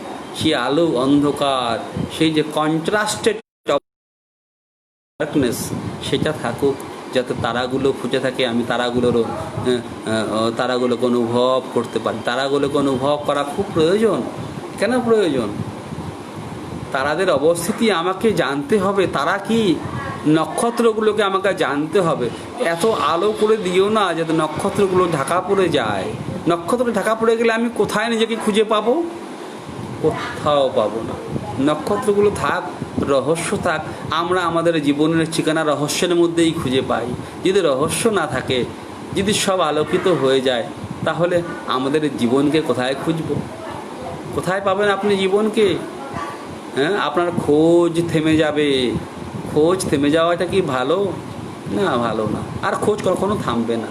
বিজ্ঞান যতই অগ্রসর হোক, আমি বিজ্ঞানের বিরোধী না, আমি বিজ্ঞানের পক্ষে। বিজ্ঞান অবশ্যই, হ্যাঁ, সায়েন্স বিয়ন্ড সায়েন্স বলে একটা কথা আছে, সায়েন্স বিয়ন্ড, বিজ্ঞানের অতীত বিজ্ঞান, সেটাও আছে, সেটাকেও আমি মানি।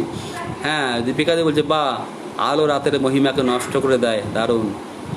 হ্যাঁ, রাতের একটা মহিমা আছে। সেই ভূপেন হাজরিকার গান আমার মনে পড়ছে, রাত্রি তোমার নাম। আপনারা শুনেছেন কি?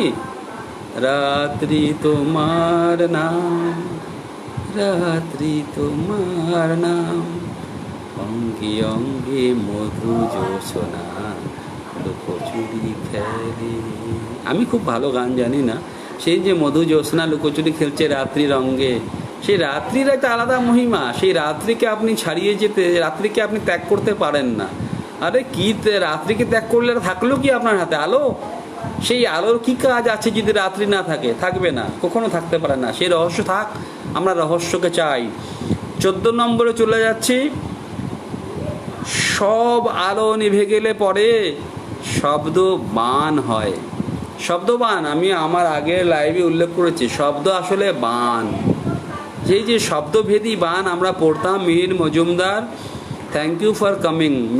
মিহির মজুমদার একজন অত্যন্ত প্রতিভাশালী আলোচক, অত্যন্ত জ্ঞানী ব্যক্তি, আমার ভাতৃপ্রতিম, আমার ভাইয়ের মতো। আমি যখন ইউনিভার্সিটিতে পড়তাম, ও ভর্তি হয়েছে, তখন আমার ওখানে আসতো।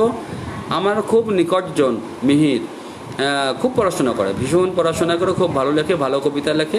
মিহিরকে কিছুদিন ধরে পাচ্ছিলাম না। যাই হোক, আজকে সৌভাগ্য আমি পেয়েছি। মিহির, তুমি সবসময় থেকো, তোমাকে মিস করি আমরা। যাই হোক, ভালো থেকো, ভালো লেখো।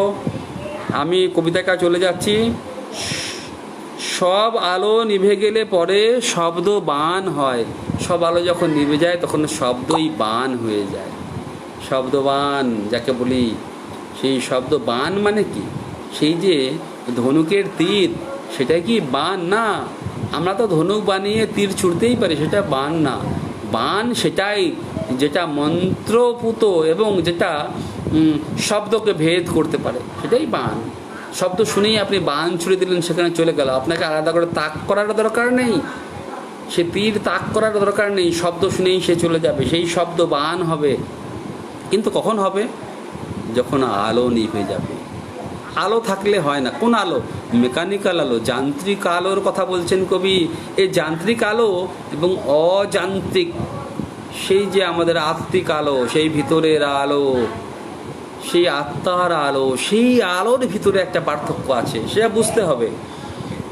ব্রহ্ম হয়, শুধু শব্দ বান হয় তা না, শব্দ ব্রহ্ম হয়। আমাদের যে বলে উপনিষদ, শব্দ ব্রহ্ম, বাক্য ব্রহ্ম, শব্দকে ব্রহ্ম বলা হয়। কেন বলা হয় শব্দকে ব্রহ্ম? শব্দই ব্রহ্ম কেন বলা হয়? শ্রী অরবিন্দ বলেছিলেন, কবিতার সম্পর্কে উনি বলেছিলেন যে রিদমিক ওয়ার্ড। কবিতা কি? Rhythmic word.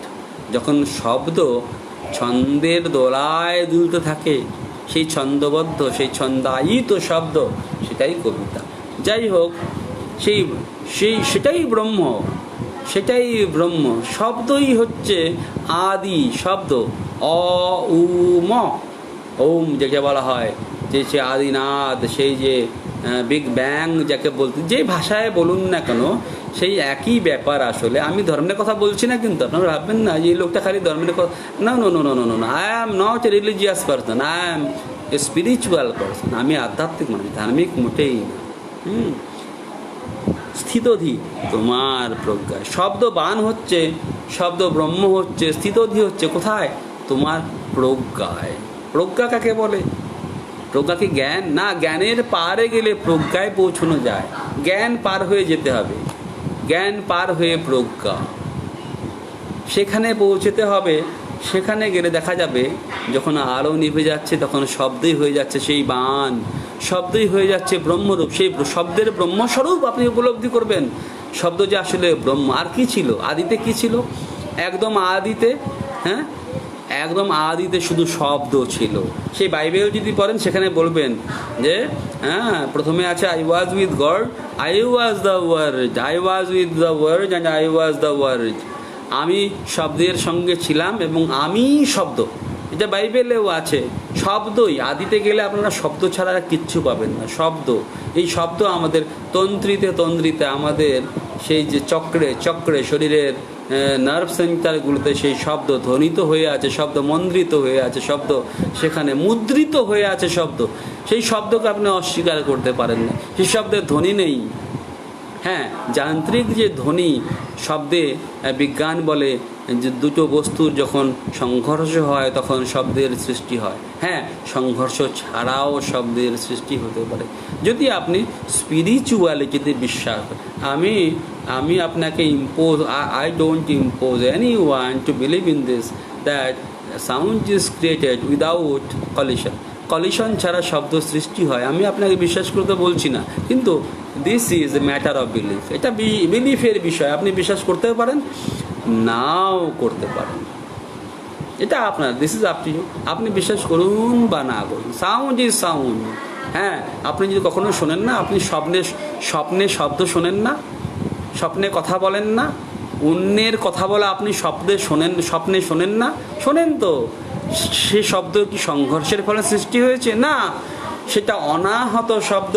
যে শব্দ আহত নয়, সে শব্দ কলিশনের ফলে সৃষ্টি হয়নি।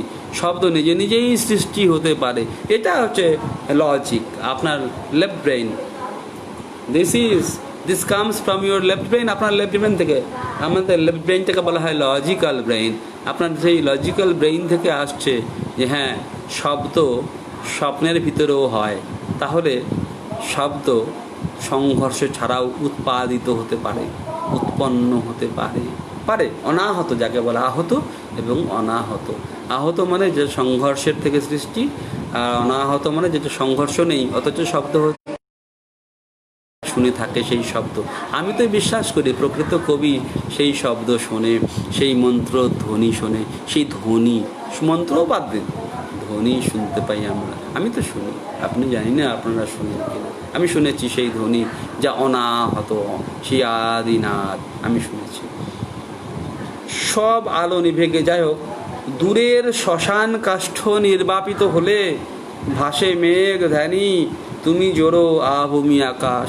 যখন শ্মশান কাষ্ঠ, আপনারা জানেন শ্মশান কাষ্ঠ, শ্মশানে যে চিতা জ্বালানো হয়, সে কাঠ শ্মশানের যে কাঠ যখন নিভে যায়, মানে দাহকার্য প্রায় সমাপিত হয়েছে, ভাসে মেঘ, আকাশে মেঘ ভাসছে। সেই মেঘ কেমন? সেই মেঘ হচ্ছে ধ্যানী, ধ্যানস্থ মেঘ। তুমি জোড়ো আভূমি আকাশ, মাটি এবং আভূমি, মাটি পর্যন্ত আকাশ, যে আকাশ যেখানে দিগন্তে এসে মিলেছে। আপনারা জানেন, আপনারা যদি দূরে আমরা তাকাই দিগন্তে, যাকে আমরা হরাইজন বলি, সেই হরাইজনে মনে হয় আকাশ যেন মাটিতে নেমে এসেছে এবং মাটির সঙ্গে মিলিত হয়েছে। সেই আভূমি আকাশকে তুমি জুড়ে দিচ্ছ, মাটির সঙ্গে আকাশকে জুড়ে দিচ্ছ। কখন? যখন শ্মশান কাষ্ঠ নির্বাপিত। দেখুন, সূক্ষ্ম এবং এই শরীরই সত্য এবং সেই সূক্ষ্ম লোকের সম্পর্ক স্থাপিত হচ্ছে যখন এই শরীরকে উত্তীর্ণ হয়ে সে অন্য লোকে ধাবমান। সেটাকে আমরা বুঝতে হবে। শরীরকে উত্তীর্ণ হয়ে শরীর চলে যেতে পারে, হ্যাঁ, সেটা আমরা বিজ্ঞানের দৃষ্টিতে মানি বা না মানি। দূরের শ্মশান কাষ্ঠ নির্বাপিত হলে ভাসে মেঘ ধ্যানী, তুমি জোড়ো আভূমি আকাশ। তোমাকে শাসন করি আমি। কবি বলছেন তোমাকে, এই যে তুমি, এখানে তুমি কে? কবিতার যে তুমি আমি থাকে, কবিতায় অনেক আমি অনেক তুমি থাকে। হ্যাঁ, সৈকত রাউত শব্দ একম বা দ্বিতীয়ম, ঠিকই, শব্দই সব। এবং দীপিকা বিশ্বাস বলছেন, কবি দীপিকা বিশ্বাস আমাদের একজন অদ্বিতীয় কবি আসলে আমাদের আসামের। এখানে বিজ্ঞান আছে, সাউন্ড থেরাপি, শব্দব্রহ্ম, হ্যাঁ বিজ্ঞান আছে, বিজ্ঞান আছেই, আমরা জানি না হয়তো সেই বিজ্ঞানটা, অনেক সময় এরকম হয়। পানালাল গোস্বামী বলছেন, বাহ এ গুড টিচার। আমি টিচার কেমন আমি জানি না, গোস্বামী স্যার আমি জানি না আমি টিচার কেমন, কিন্তু আমার ছাত্ররা আমাকে ভালোবাসে, আমি চাই ভালো করে শিক্ষা দিতে। এখানে তো আমি teacher, I am not a teacher here, I am just a reader. I'm just a reader and I'm just sharing my experience with you. আমি আমার এক্সপেরিয়েন্স আপনার সঙ্গে ইংরেজি বলে ফেলছি, যাই হোক আমি ইংরেজির শিক্ষক, তো মাঝে মাঝে ইংরেজি এসেছে, ক্লাসে ইংরেজি বলতে হয়, যাই হোক সরি, দুঃখিত, কিছু মনে করবেন না। যাই হোক,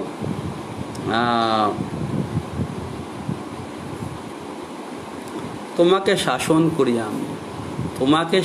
করি আমি, কুপাখি, লাজুক শেয়াল। এবং রাত্রিকে শাসন করার কথা বলছেন কবি, যে আমি তোমাকে শাসন করি। আমি হচ্ছে শেয়াল, আমি হচ্ছে কুপাখি মানে পেঁচা। আমি যতদূর জানি কুপাখি পেঁচারই একটা নাম। পেঁচা মানে নিশাচর সেই পাখি, সেই পেঁচা যে রাত্রিকে শাসন করে, শেয়াল যে রাত্রিকে শাসন করে। আমি সেই পেঁচা এবং শেয়াল, কবি তাদের সঙ্গে একাত্ম হয়ে বলছেন যে আমি তোমাকে শাসন করি। নৈশব্দকে মেপে চলা শীত কাটা চোর, এবং আমি শীত কাটা চোর, বার্গলার, শীত কাটা চোর আজকাল দেখা যায় না, যেহেতু আজকাল সব পাকা বাড়ি, শীত কাটা যায় না। শীত কাটা মানে যারা মাটি খুঁড়ে, গর্ত খুঁড়ে, আপনারা যদি সেই বই নিশিকুটুম্ব পড়ে থাকেন, নিশিকুটুম্ব কার লেখা ছিল দাঁড়ান আমি মনে করতে পারছি না এই মুহূর্তে, নিশিকুটুম্ব যদি পড়ে থাকেন আপনারা জানবেন নিশিকুটুম্বতে সেই চোরদের কাহিনী আছে, সেই সাহেব চোর, সেই পচা বাড়িটা আপনারা পড়েছেন বোধহয়, সেই নিশিকুটুম্ব। সঞ্জয় ভট্টাচার্য আছে কি এখানে?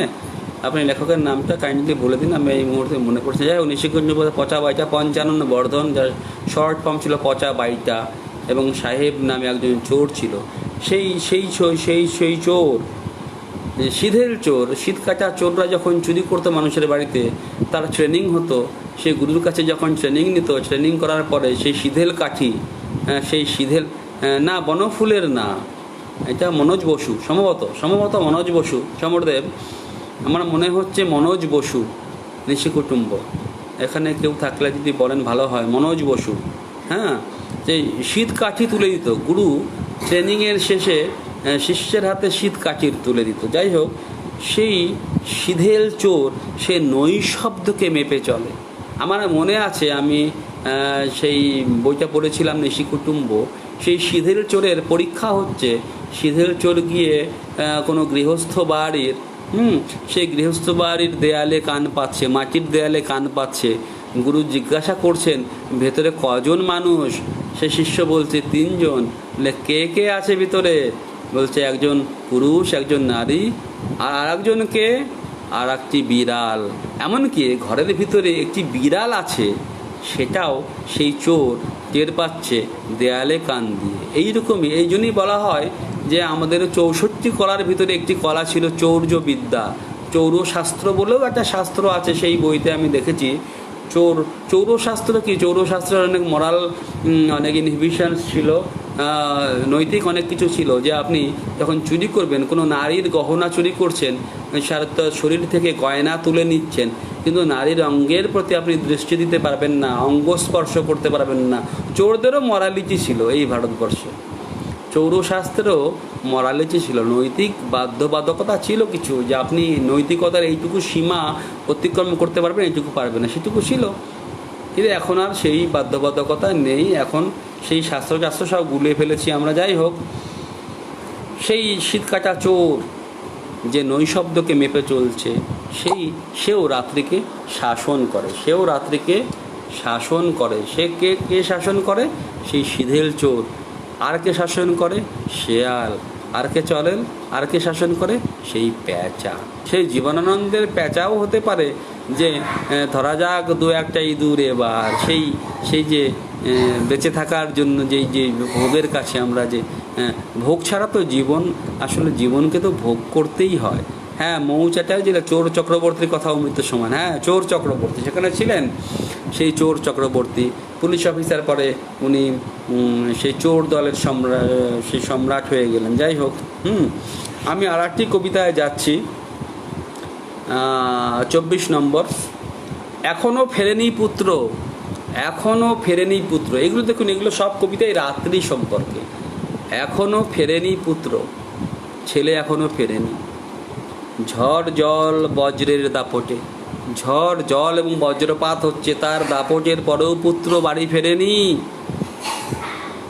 সমস্ত আসমান জুড়ে ফাটে আর্তনাদ, আসমান জুড়ে আর্তনাদ ফাটছে, বজ্রপাত হচ্ছে, গুরুম গুরুম গুরুম হচ্ছে, ছেলে এখনো ফেরেনি। মায়ের বুকের ভিতরের সেই যে হাহুতাশ কল্পনা করুন। তমসা কঠোর কালো ঘন অন্ধকারে, শালমলি তলায় বাঁশের বেড়ার গায়ে শটান দাঁড়িয়ে কাঁদে সাদা থান স্নেহ। সেই যে ঘন কালো অন্ধকার, তমসা কঠোর সেই অন্ধকারে দাঁড়িয়ে শালমলি বৃক্ষতলায় বাঁশের বেড়া আছে, তাতে হেলান দিয়ে কাঁদছে সাদা থান। সাদা থান মানে তার মা, যিনি বাড়ি ফেরেননি তার মা, সেই বিধবা মহিলা। সাদা থান মানে বৈধব্যকে ইঙ্গিত করছেন কবি, বৈধব্য। যদিও আমাদের দেশে বৈধব্য, বিধবা রমণীরা সবসময় নির্যাতনের শিকার। সাদা থান মানে এখানে সাদা নয়, কালো। আসলে সাদা থান মানে কালো থান। সাদা থান আবার কি? সে থান সাদা নয়। আপনি বিধবা, আপনার স্বামী মৃত, আপনাকে সাদা থান পড়তে হবে। সাদা কেন? কালো পরানো উচিত ছিল, কারণ তার তো জীবন শেষ, তার মধ্যে সাদা নেই, শ্বেত শুভ্র কিছু নেই, বিধবার জীবনে শ্বেত শুভ্র কিছু নেই। যাই হোক, এখানে সাদা থান স্নেহ, সেই যে পুত্র স্নেহ, সাদা থান, তার কথা কবি বলছেন। অপেক্ষায় আছে পুত্র বাড়ি এখনো ফেরেনি। এই সম্ভবত এই কবিতাটি আমার মনে হচ্ছে, এই কবিতাটি সেই ভাষা সংগ্রামের সময়কার কবিতা, যখন পুত্র আন্দোলনে গেছে, বাড়ি ফেরেনি। সে হয়তো গ্রেপ্তার বরণ করেছে, সে হয়তো মৃত, সে হয়তো নিহত, এরকমও হতে পারে। তাকে অপেক্ষায় রেখো। কবি এই যে শেষ লাইনটা চিন্তা করুন, কি মারাত্মক লাইন। এজন্যে আমি বলি যে উনি একজন, দিলীপ কান্তি লস্কর, একজন যাকে বলা হয় যে একজন legendary figure of Barak valley, তাকে অপেক্ষায় রেখে, সেই মা সে যেন অপেক্ষায় থাকে যে পুত্র কবে বাড়ি ফিরবে। হয়তো পুত্র আর ফিরবেই না, তবু সে অপেক্ষায় থাকবে। কেন? অপেক্ষায় থাকা মানেই সংগ্রাম।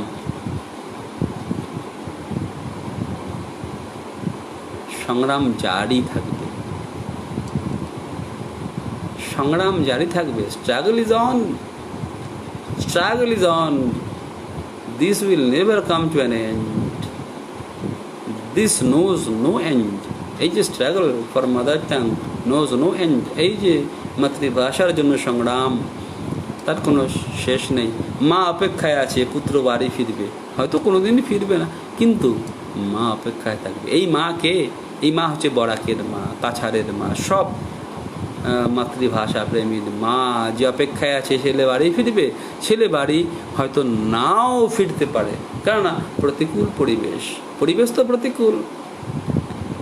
যতই আমরা বলি, যতই বলি, নানান দোহাই দেই, নানান ধরনের ঐক্যের কথা বলি, নানান ধরনের ঐক্যের কথা আমারও কানে আসে, নানান ধরনের ঐক্য। সে আগে শুনতাম মেহনতি মানুষের ঐক্য, এখন ধর্মীয় ঐক্য, অনেক কিছু শুনি। অল আর ফেক, সব মিথ্যা, সব মিথ্যা, সব মিথ্যা, সব মিথ্যা। কেন মিথ্যা? Because you are just pretending to be our friend. আপনি আপনি ভান করছেন আমার বন্ধু হিসেবে, আমার বন্ধু আবার ভান করছেন। You are pretending to be my friend, but you are not my friend. আপনি ভান করছেন আপনি আমরা বন্ধু, but you are not my friend. আপনি আমার বন্ধু না, না, না, কোনো মতে না, আপনি আমার বন্ধু না। আই রিজেক্ট ইউ, আমি রিজেক্ট করছি।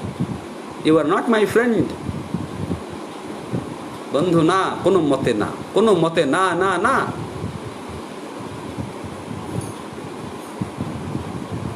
আমার মা যিনি বিধবা অপেক্ষায় আছে, আমি ফিরবো কি ফিরবো না তিনি জানেন না। তিনি সেই বাঁশের বেড়ায় হেলান দিয়ে অপেক্ষায় আছেন, অপেক্ষায় থাকবেন, আজীবন অপেক্ষায় থাকবেন। আপনার রাজনীতি যাই বলুক, যাই বলুক, আই হেট ইউর পলিটিক্স। 27 নম্বরে চলে যাচ্ছি। একটি পচা রুটি খাটের তলায় রেখে দিলেও দেখছি তোমার আসর জমে ওঠে। একটি পচা রুটি খাটের তলায় রেখে দিলেও দেখছি তোমার আসর জমে ওঠে। খাটের তলায় যদি একটি পচা রুটি রেখে দিই, তারপরও দেখছি তোমার আসর জমে উঠছে। কেন? এই যে পচা রুটির অনুষঙ্গ কোথায় যেন পড়েছিলাম ও হেনরির গল্পে। যাই হোক, সেই পচা রুটি খাটের তলায় রেখে দিচ্ছি। কাদের জন্য? ইঁদুরের জন্য। তারপরেও দেখছি তোমার আসর জমে ওঠে। সেই অলক্ষ্য শিশুবেলা, সেই অলক্ষ্য শিশুবেলা, শৈশব। শিশুবেলা মানে একদম যখন আমরা শিশু, সেই সময় যেটাকে আমি দেখতে পাচ্ছি না। আপনার শৈশব আপনারা মনে পড়ে না? আমারও শৈশব আমার মনে পড়ে না, কিন্তু আমি জানি আমার শৈশব ছিল। আমিও হামাগুড়ি দিয়ে হাঁটতাম, আমিও স্তন পান করতাম, আমারও বোধ ছিল না। আমিও মায়ের গালে গাল ঠেকিয়ে শুয়ে থাকতাম, ঘুমিয়ে পড়তাম। আমার মনে পড়ে না, কিন্তু আমি জানি যেগুলো সত্য। কারণ আমি দেখেছি, অন্য অনেকের জীবনে দেখেছি, অন্য অনেক শিশুকে দেখেছি। আমিও তো শিশুই থাকে। আমার ভিতরে সেই শিশুকে আমি বাঁচিয়ে রেখেছি এবং বাঁচিয়ে রাখবো। যতদিন বেঁচে থাকি বাঁচিয়ে রাখবো সেই শিশুকে, যে মায়ের গালে গাল রেখে ঘুমিয়ে থাকবে। সেই অলক্ষ্য শিশুবেলা, নীরবে নীরবে অন্ধকারে একা একা, সেই নীরব অন্ধকারে একা একা সেই শিশুবেলার কথা কবির মনে পড়ছে, যখন তিনি মাতৃক্রোড়ে হয়তো ঘুমন্ত বা জেগে আছে। তখন তো শৈশবে জেগে থাকাও তো ঠিক জেগে থাকা না, সে এক অন্য জেগে থাকা। সেটা কিন্তু ঘুমন্ত বলতে পারবেন না।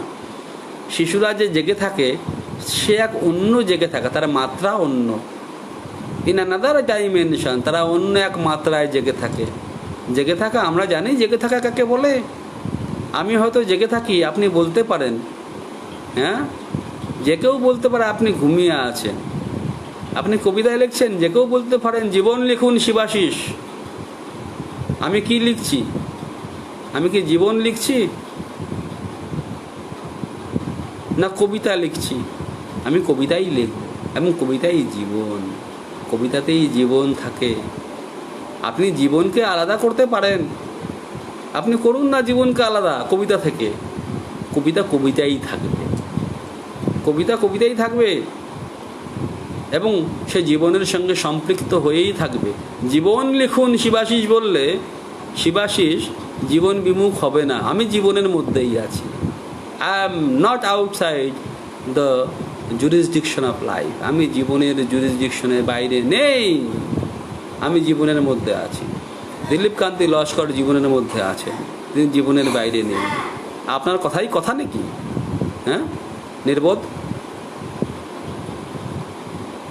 28 নম্বর পড়ছি। রূপ রস গন্ধ নেশায় রাতই জানে ভাল লাগাতে মন। রূপ রস গন্ধ নেশায়, রূপ রস গন্ধ, এই যে আমাদের যে সেন্সগুলো, যেগুলো আমরা বলি সেন্স পারসেপশনগুলো, যেগুলো আমাদের আছে, রূপ রস গন্ধ রাতই জানে ভাল লাগে। যদি রাত্রি না থাকে তা রূপ রস গন্ধ সেই মৌতাত জমে উঠবে না। রূপ থাকুক, রস থাকুক, গন্ধ থাকুক, সেই মৌতাত জমে উঠবে না।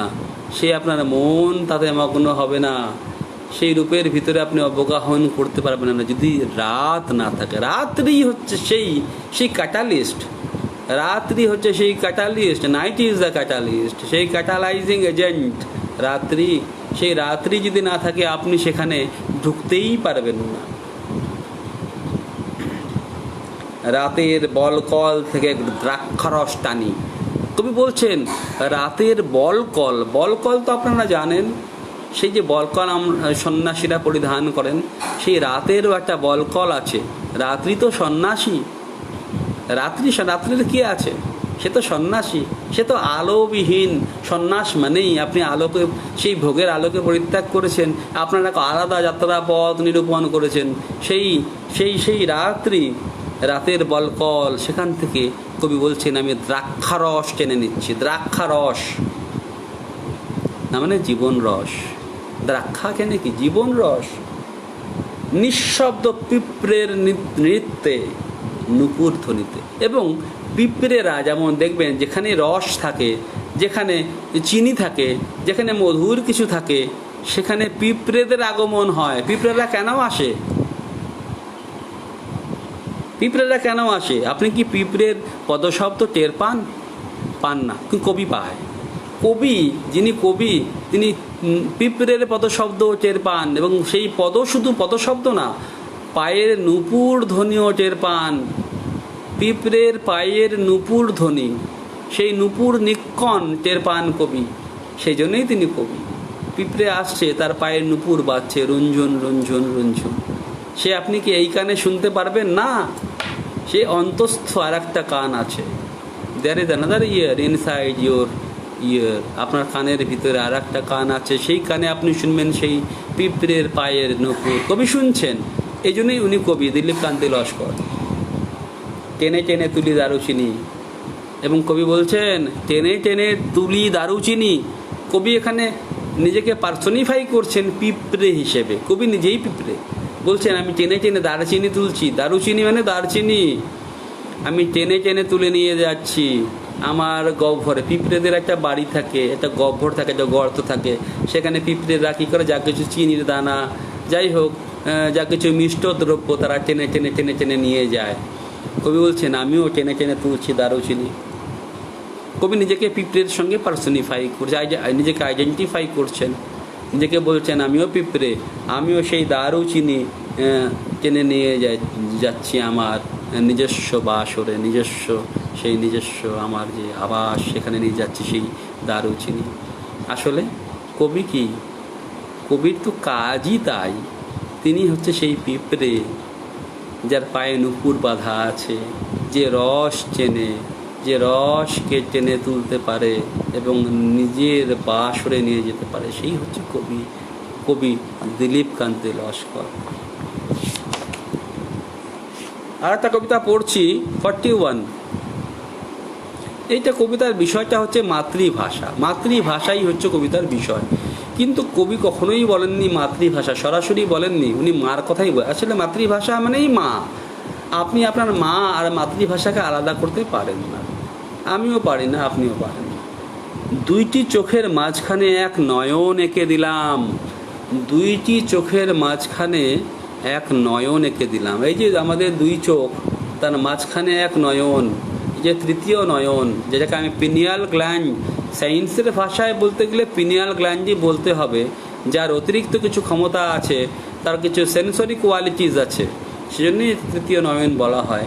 তো সেই দুই চোখের মাঝখানে এক তৃতীয় নয়ন এঁকে দিচ্ছেন কবি। বসন পর বসন পর বসন পর মা, আপনারা শুনেছেন কিনা আমি জানি না সেই গান, বসন পর পরমা গো বসন পরমা, শুনেছেন কি সেই গান? বসন পর পরমা গো বসন পরমা, বসন পরমা পর বসন পরমা। যাই হোক, আমার মনে পড়ে গেল সেই বসন পরমা। মা তো ন্যাংটো, মা যে নগ্ন আমাদের, মাকে আমরাই নগ্ন করেছি, আমরা নগ্ন করেছি মাকে। মা কেন নগ্ন থাকবে সন্তানের সামনে? সে কি ইচ্ছে করে? না। আরে আপনার পুরুষত্ব নেই, আপনার মা ন্যাংটো, আপনি চিনতে পারছেন না। ইউ হ্যাভ নো ম্যানলিনেস, আপনার পুরুষত্বই নেই, আপনার মানে ন্যাংটো ঘুরে বেড়াচ্ছে। বসন পরো বসন পরো বসন পরো মা, কবি বলছেন মা বসন পরো, পোশাক পরো, নিজেকে ঢাকো, তোমার নগ্নতাকে ঢাকো। দুইটি চোখের মাঝখানে এক নয়ন এঁকে দিলাম, মা তোমার দুই চোখের মাঝখানে আমি এক নয়ন এঁকে দিয়েছি, যাতে তুমি দেখতে পারো যা কিছু বিয়ন্ড ইউর সেন্সেস, যা কিছু তোমার এই সেন্সরি পারসেপশনের বাইরে যা তুমি দেখতে পারো, যাতে আমি নয়ন এঁকে দিচ্ছি তোমার। আমি তোমাকে নয়ন দিলাম, তোমাকে দৃষ্টিশক্তি দিলাম। ঘাট থেকে আজ গৃহে এসো প্রিয়তমা। এই 4 নম্বর লাইনটা ডিবাঙ্কিং লাইন। এই 4 নম্বর লাইনে এসে আপনি বুঝবেন যে কবিতাটা আসলে কোথায়, কবিতা কোথায়। ঘাট থেকে আজ গৃহে এসো প্রিয়তমা, যে প্রিয়তমা তুমি ঘাটকর্ম শেষ করে আজকে গৃহে এসো। ঘাটকর্ম শেষ, মানুষের এই যে আমাদের দেহাবয়ব, এই যে আমাদের পার্থিব অস্তিত্ব, এর বাইরেও এক অস্তিত্ব আছে। এই যে আমাদের পার্থিব অস্তিত্ব, সেই অস্তিত্বর বাইরে যে এক অস্তিত্ব আছে, সেই অস্তিত্বের কথা কবি এখানে বলছেন। বলছেন যে তুমি বাড়ি এসো প্রিয়তমা, ঘাটকর্ম শেষ করো, তুমি বাড়ি এসো, আত্মস্থ হও, নিজের মধ্যে স্থিত হও। দুইটি চোখের মাঝখানে এক নয়ন এঁকে দিলাম, আবার একটু স্পেস দিয়ে দুই চোখের মাঝখানে এক নয়ন এঁকে দিলাম। অরূপ ধরো রূপেরই বিগ্রহ, হে অরূপ তুমি রূপের বিগ্রহ ধারণ করো। যাকে কুণ্ডলিনী ফুল, কুণ্ডলিনী, এগুলো আসলে তন্ত্র, আমাদের যে তন্ত্র ঐতিহ্য সম্পর্কে ধারণা না থাকলে একটু মুশকিল হয়ে যায়। কুণ্ডলিনী মানে কুলকুণ্ডলিনী, যে আমাদের শরীরে যে ষটচক্র আছে, একদম নিচের চক্র যেটাকে আমরা বলি, যে আমাদের মেরুদণ্ডের নিচের যে ত্রিকোণাস্থি আছে, সেই যে আমাদের মূলাধার চক্র যাকে বলে মূলাধার চক্র, সেই মূলাধার চক্রে এক সার্পেন্ট ফোর্স, এক কুণ্ডলিনী শক্তি, সাপে সর্পশক্তি সেখানে স্থিত হয়ে আছে, ঘুমিয়ে আছে, সুপ্ত অবস্থায় আছে, যাকে বলা হয় কুণ্ডলিনী এবং মা হিসাবে কল্পনা করা হয়। এখন কবি এখানে বলছে কুণ্ডলিনী ফুল, যে তুমি রূপে, তুমি অরূপ, সেই কুণ্ডলিনী তো অরূপ, শক্তি তো অরূপ, তার তো রূপ নেই, তুমি রূপ পরিগ্রহ করো। হে কুণ্ডলিনী মাতা, তুমি রূপ পরিগ্রহ করো।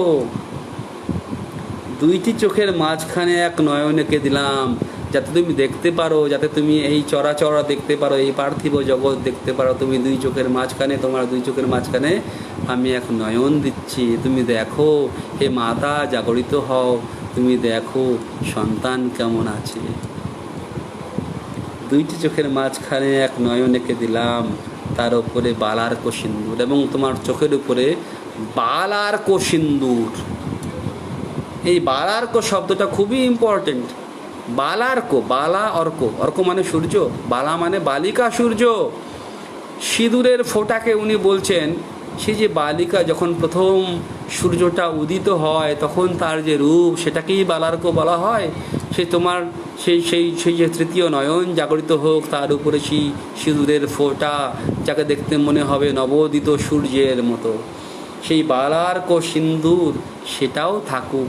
তুমি জাগরিত হও হে মা, হে মাতৃভাষা, দেখো তোমার সন্তানের দুর্গতি।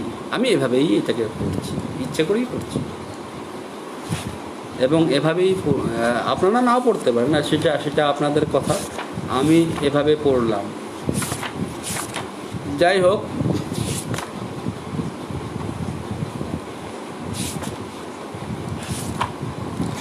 আসলে এই কবিকে একদিনে পড়া সম্ভব না।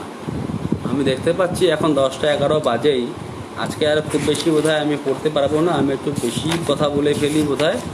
যাই হোক, আরও একটু আমি পড়ব এই কবিকে। আমি আসলে আমি চাই যে বরাকের মানুষ এই কবিকে চিনুক। আসলে আসলে আমি চাই সেটা। উনি একজন আসলে একজন অত্যন্ত মানে কি বলবো।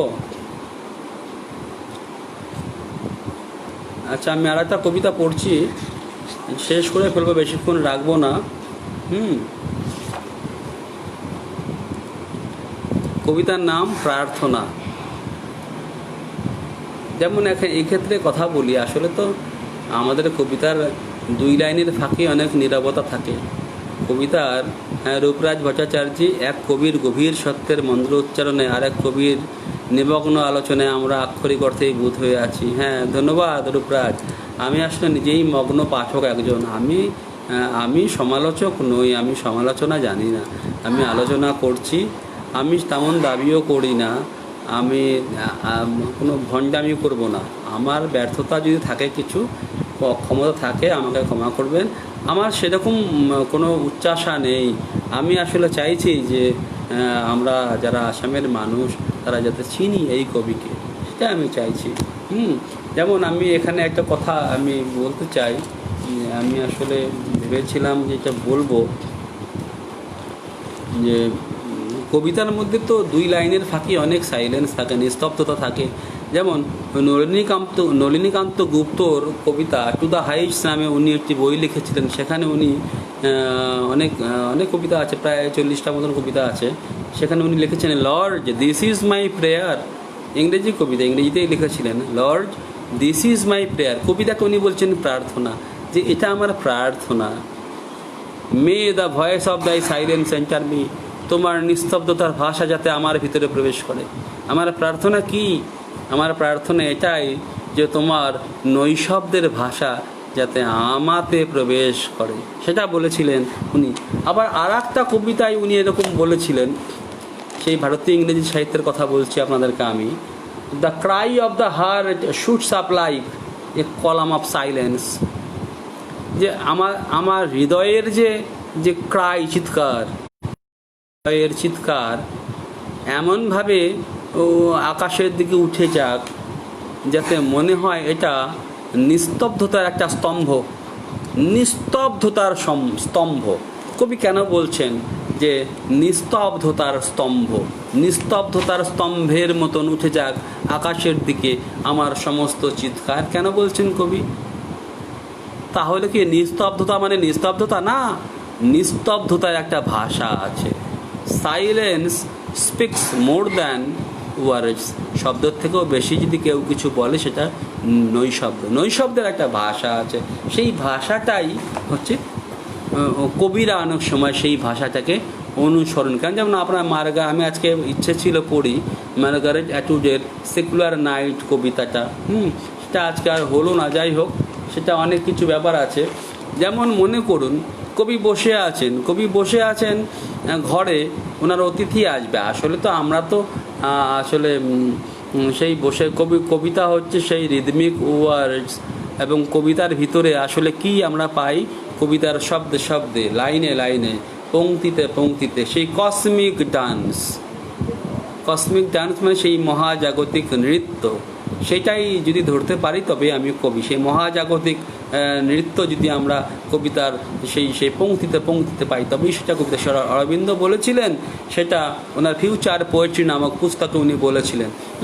তো যাই হোক, এবং কবি বসে আছেন নিজের ঘরের ভিতরে, ওনার অতিথি আসবেন, কিন্তু যারা আসছে তারা বেশিরভাগই হচ্ছে অনভিপ্রেত। যারা অনভিপ্রেত অতিথি, যে অনাকাঙ্ক্ষিত অতিথিরা আসছেন, কবি দরজা খুলছেন না। কবি বসে আছেন কার জন্য? না সেই অতিথির জন্য যিনি তার অভিপ্রেত, যিনি আকাঙ্ক্ষিত, যিনি বাইরে থেকে আসবেন না, দরজায় টোকা দেবেন না, যিনি ভিতর থেকেই আসবেন, যিনি ভিতরের দরজা খুলে ভিতর থেকে আসবেন, সেই সেই সেই সেই কবি হচ্ছেন আসল কবি। আমি লাইনগুলো বলি।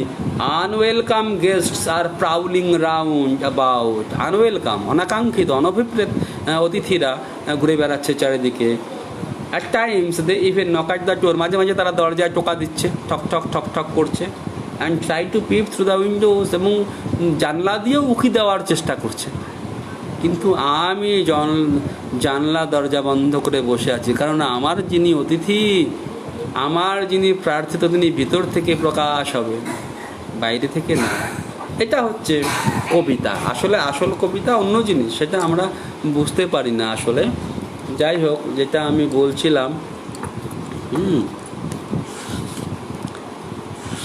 আচ্ছা আমি কি আরও বলবো না আজকে শেষ করব? আপনারা বলুন, কেউ একজন বলুন। যদি আজকে শেষ করতে হয় তাহলে একটা কবিতা দিয়ে আজকে আমি শেষ করি। সমরদেব বা কেউ একজন বলুন। সুশান্ত ভট্টাচার্য, মুগ্ধ হয়ে শুনলাম কবি দিলীপ কান্তি লস্করের কবিতা নিয়ে আপনার আলোচনা। আসলে আমি পুরোটা এখনও আলোচনা করতেই পারিনি। এই কবিকে আলোচনা করতে গেলে অনেক সময় দরকার। সুকুমার বাগচি, স্যার আপনি বলছেন হিরোরাম। আচ্ছা, ধন্যবাদ আপনাকে। আমার দণ্ডবাদ প্রণাম আপনাকে জানালাম। রূপরাজ ভট্টাচার্য, দিলীপ দা আমার প্রিয়, ঠিকই, হ্যাঁ দিলীপ বাবু সবারই প্রিয় কবি। উনি আসলে একটু অবহেলিত আমার মনে হয়েছে, ব্রাত্য কবি। এবং আমরা বরাক ভ্যালির ব্রাত্য কবিদের নিয়ে একটা অনুষ্ঠান করব। সেটা আপনাদের একজন বরাক ভ্যালির কবি করবেন সেই অনুষ্ঠান, ব্রাত্য কবিদেরকে তুলে ধরা। আসলে আমরা কবিরা কখনো ব্রাত্য হই? কবিরা কেন ব্রাত্য হই? আমাদের ব্রাত্য বানানো হয় কারা? ভেস্টেজ ইন্টারেস্ট আছে। ভেস্টেজ ইন্টারেস্ট মানে কায়েমি স্বার্থ। আপনারা দেখছেন গুরুবাদের এত বিরুদ্ধতা, যে অমুক গুরু তমুক গুরু, এত বিরুদ্ধতা, এই রাম রহিম, এই হ্যান ত্যান সব শুনছেন তো? যারা বলছেন তারাও একজন গুরু। অবাক হয়ে যাবে, তারা নিজের ক্ষেত্রে একজন ছোট হলো গুরু। অবাক হয়ে যাবেন। এই গুরুবাদ থেকে মুক্তি আপনার ঘটবে না। আপনি গুরুবাদের বিরোধিতা করছেন, ব্রাহ্মণ্যবাদের বিরোধিতা করছেন। আপনি নিজেই you are the part and parcel of that ব্রাহ্মণবাদ। অত সহজ না। ভালোবাসতে শিখুন মশাই, ভালোবাসুন। মানুষকে ভালোবাসলে কোনো বাদই আপনারা বাধা না। মানুষকে ভালোবাসুন। আমার চামড়া, আমার বংশ পরিচয়, আমার জন্ম, who cares? Damn with your skin, damn with your বংশ পরিচয়, damn with your pedigree, and damn with all that you inherit. কিচ্ছু নেই। You are a human being and that's all. আপনি একজন মানুষ এবং সেটাই আপনার পরিচয়। আপনি নিজে গুরু হয়ে গুরুবাদের বিরোধিতা করছেন। ড্যাম উইথ ইউ, আপনি guru, damn with you. You are not my guru, I am my guru. I am the architect of my own fate. আমি আমার নিজের ভাগ্যের নিয়ন্তা, আমি আমার গুরু, আর কেউ নয়। একটা কবিতা পড়ে আমি আজকের অনুষ্ঠান শেষ করব। আরও একদিন আসবো। আমি দিলীপ কান্তি লস্করকে ধরতে পারিনি, এখনও পারিনি। আমি ব্যর্থ।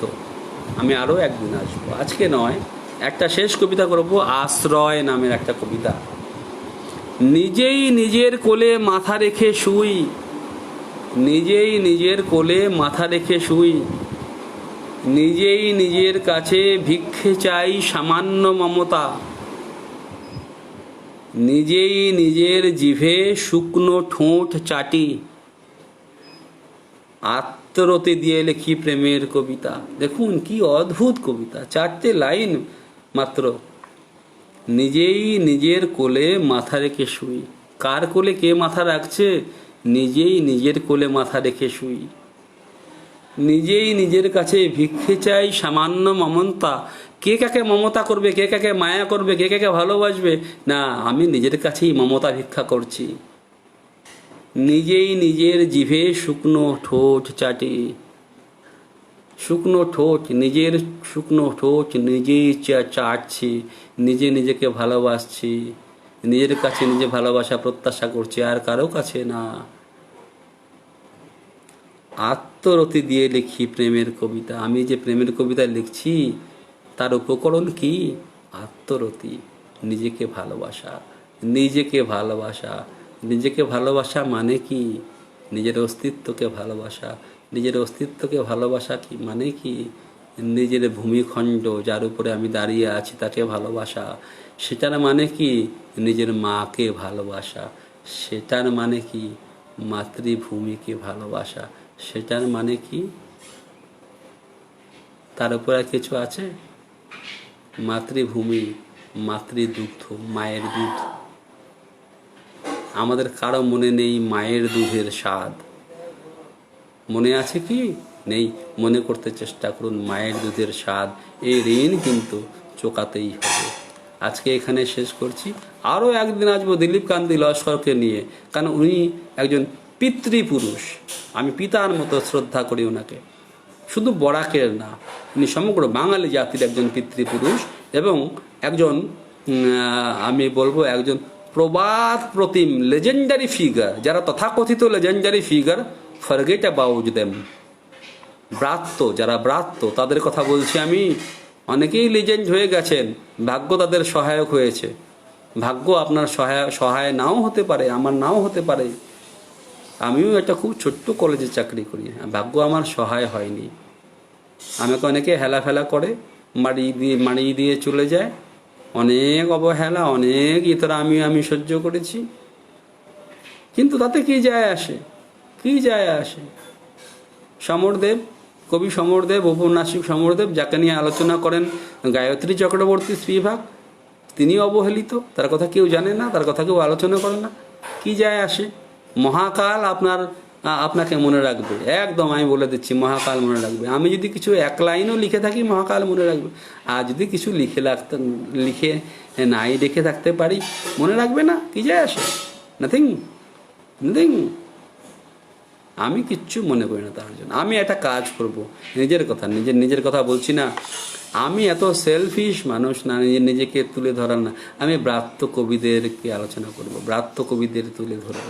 হ্যাঁ, হতে পারি আমি নিজেকে communist, I am not a communist, no.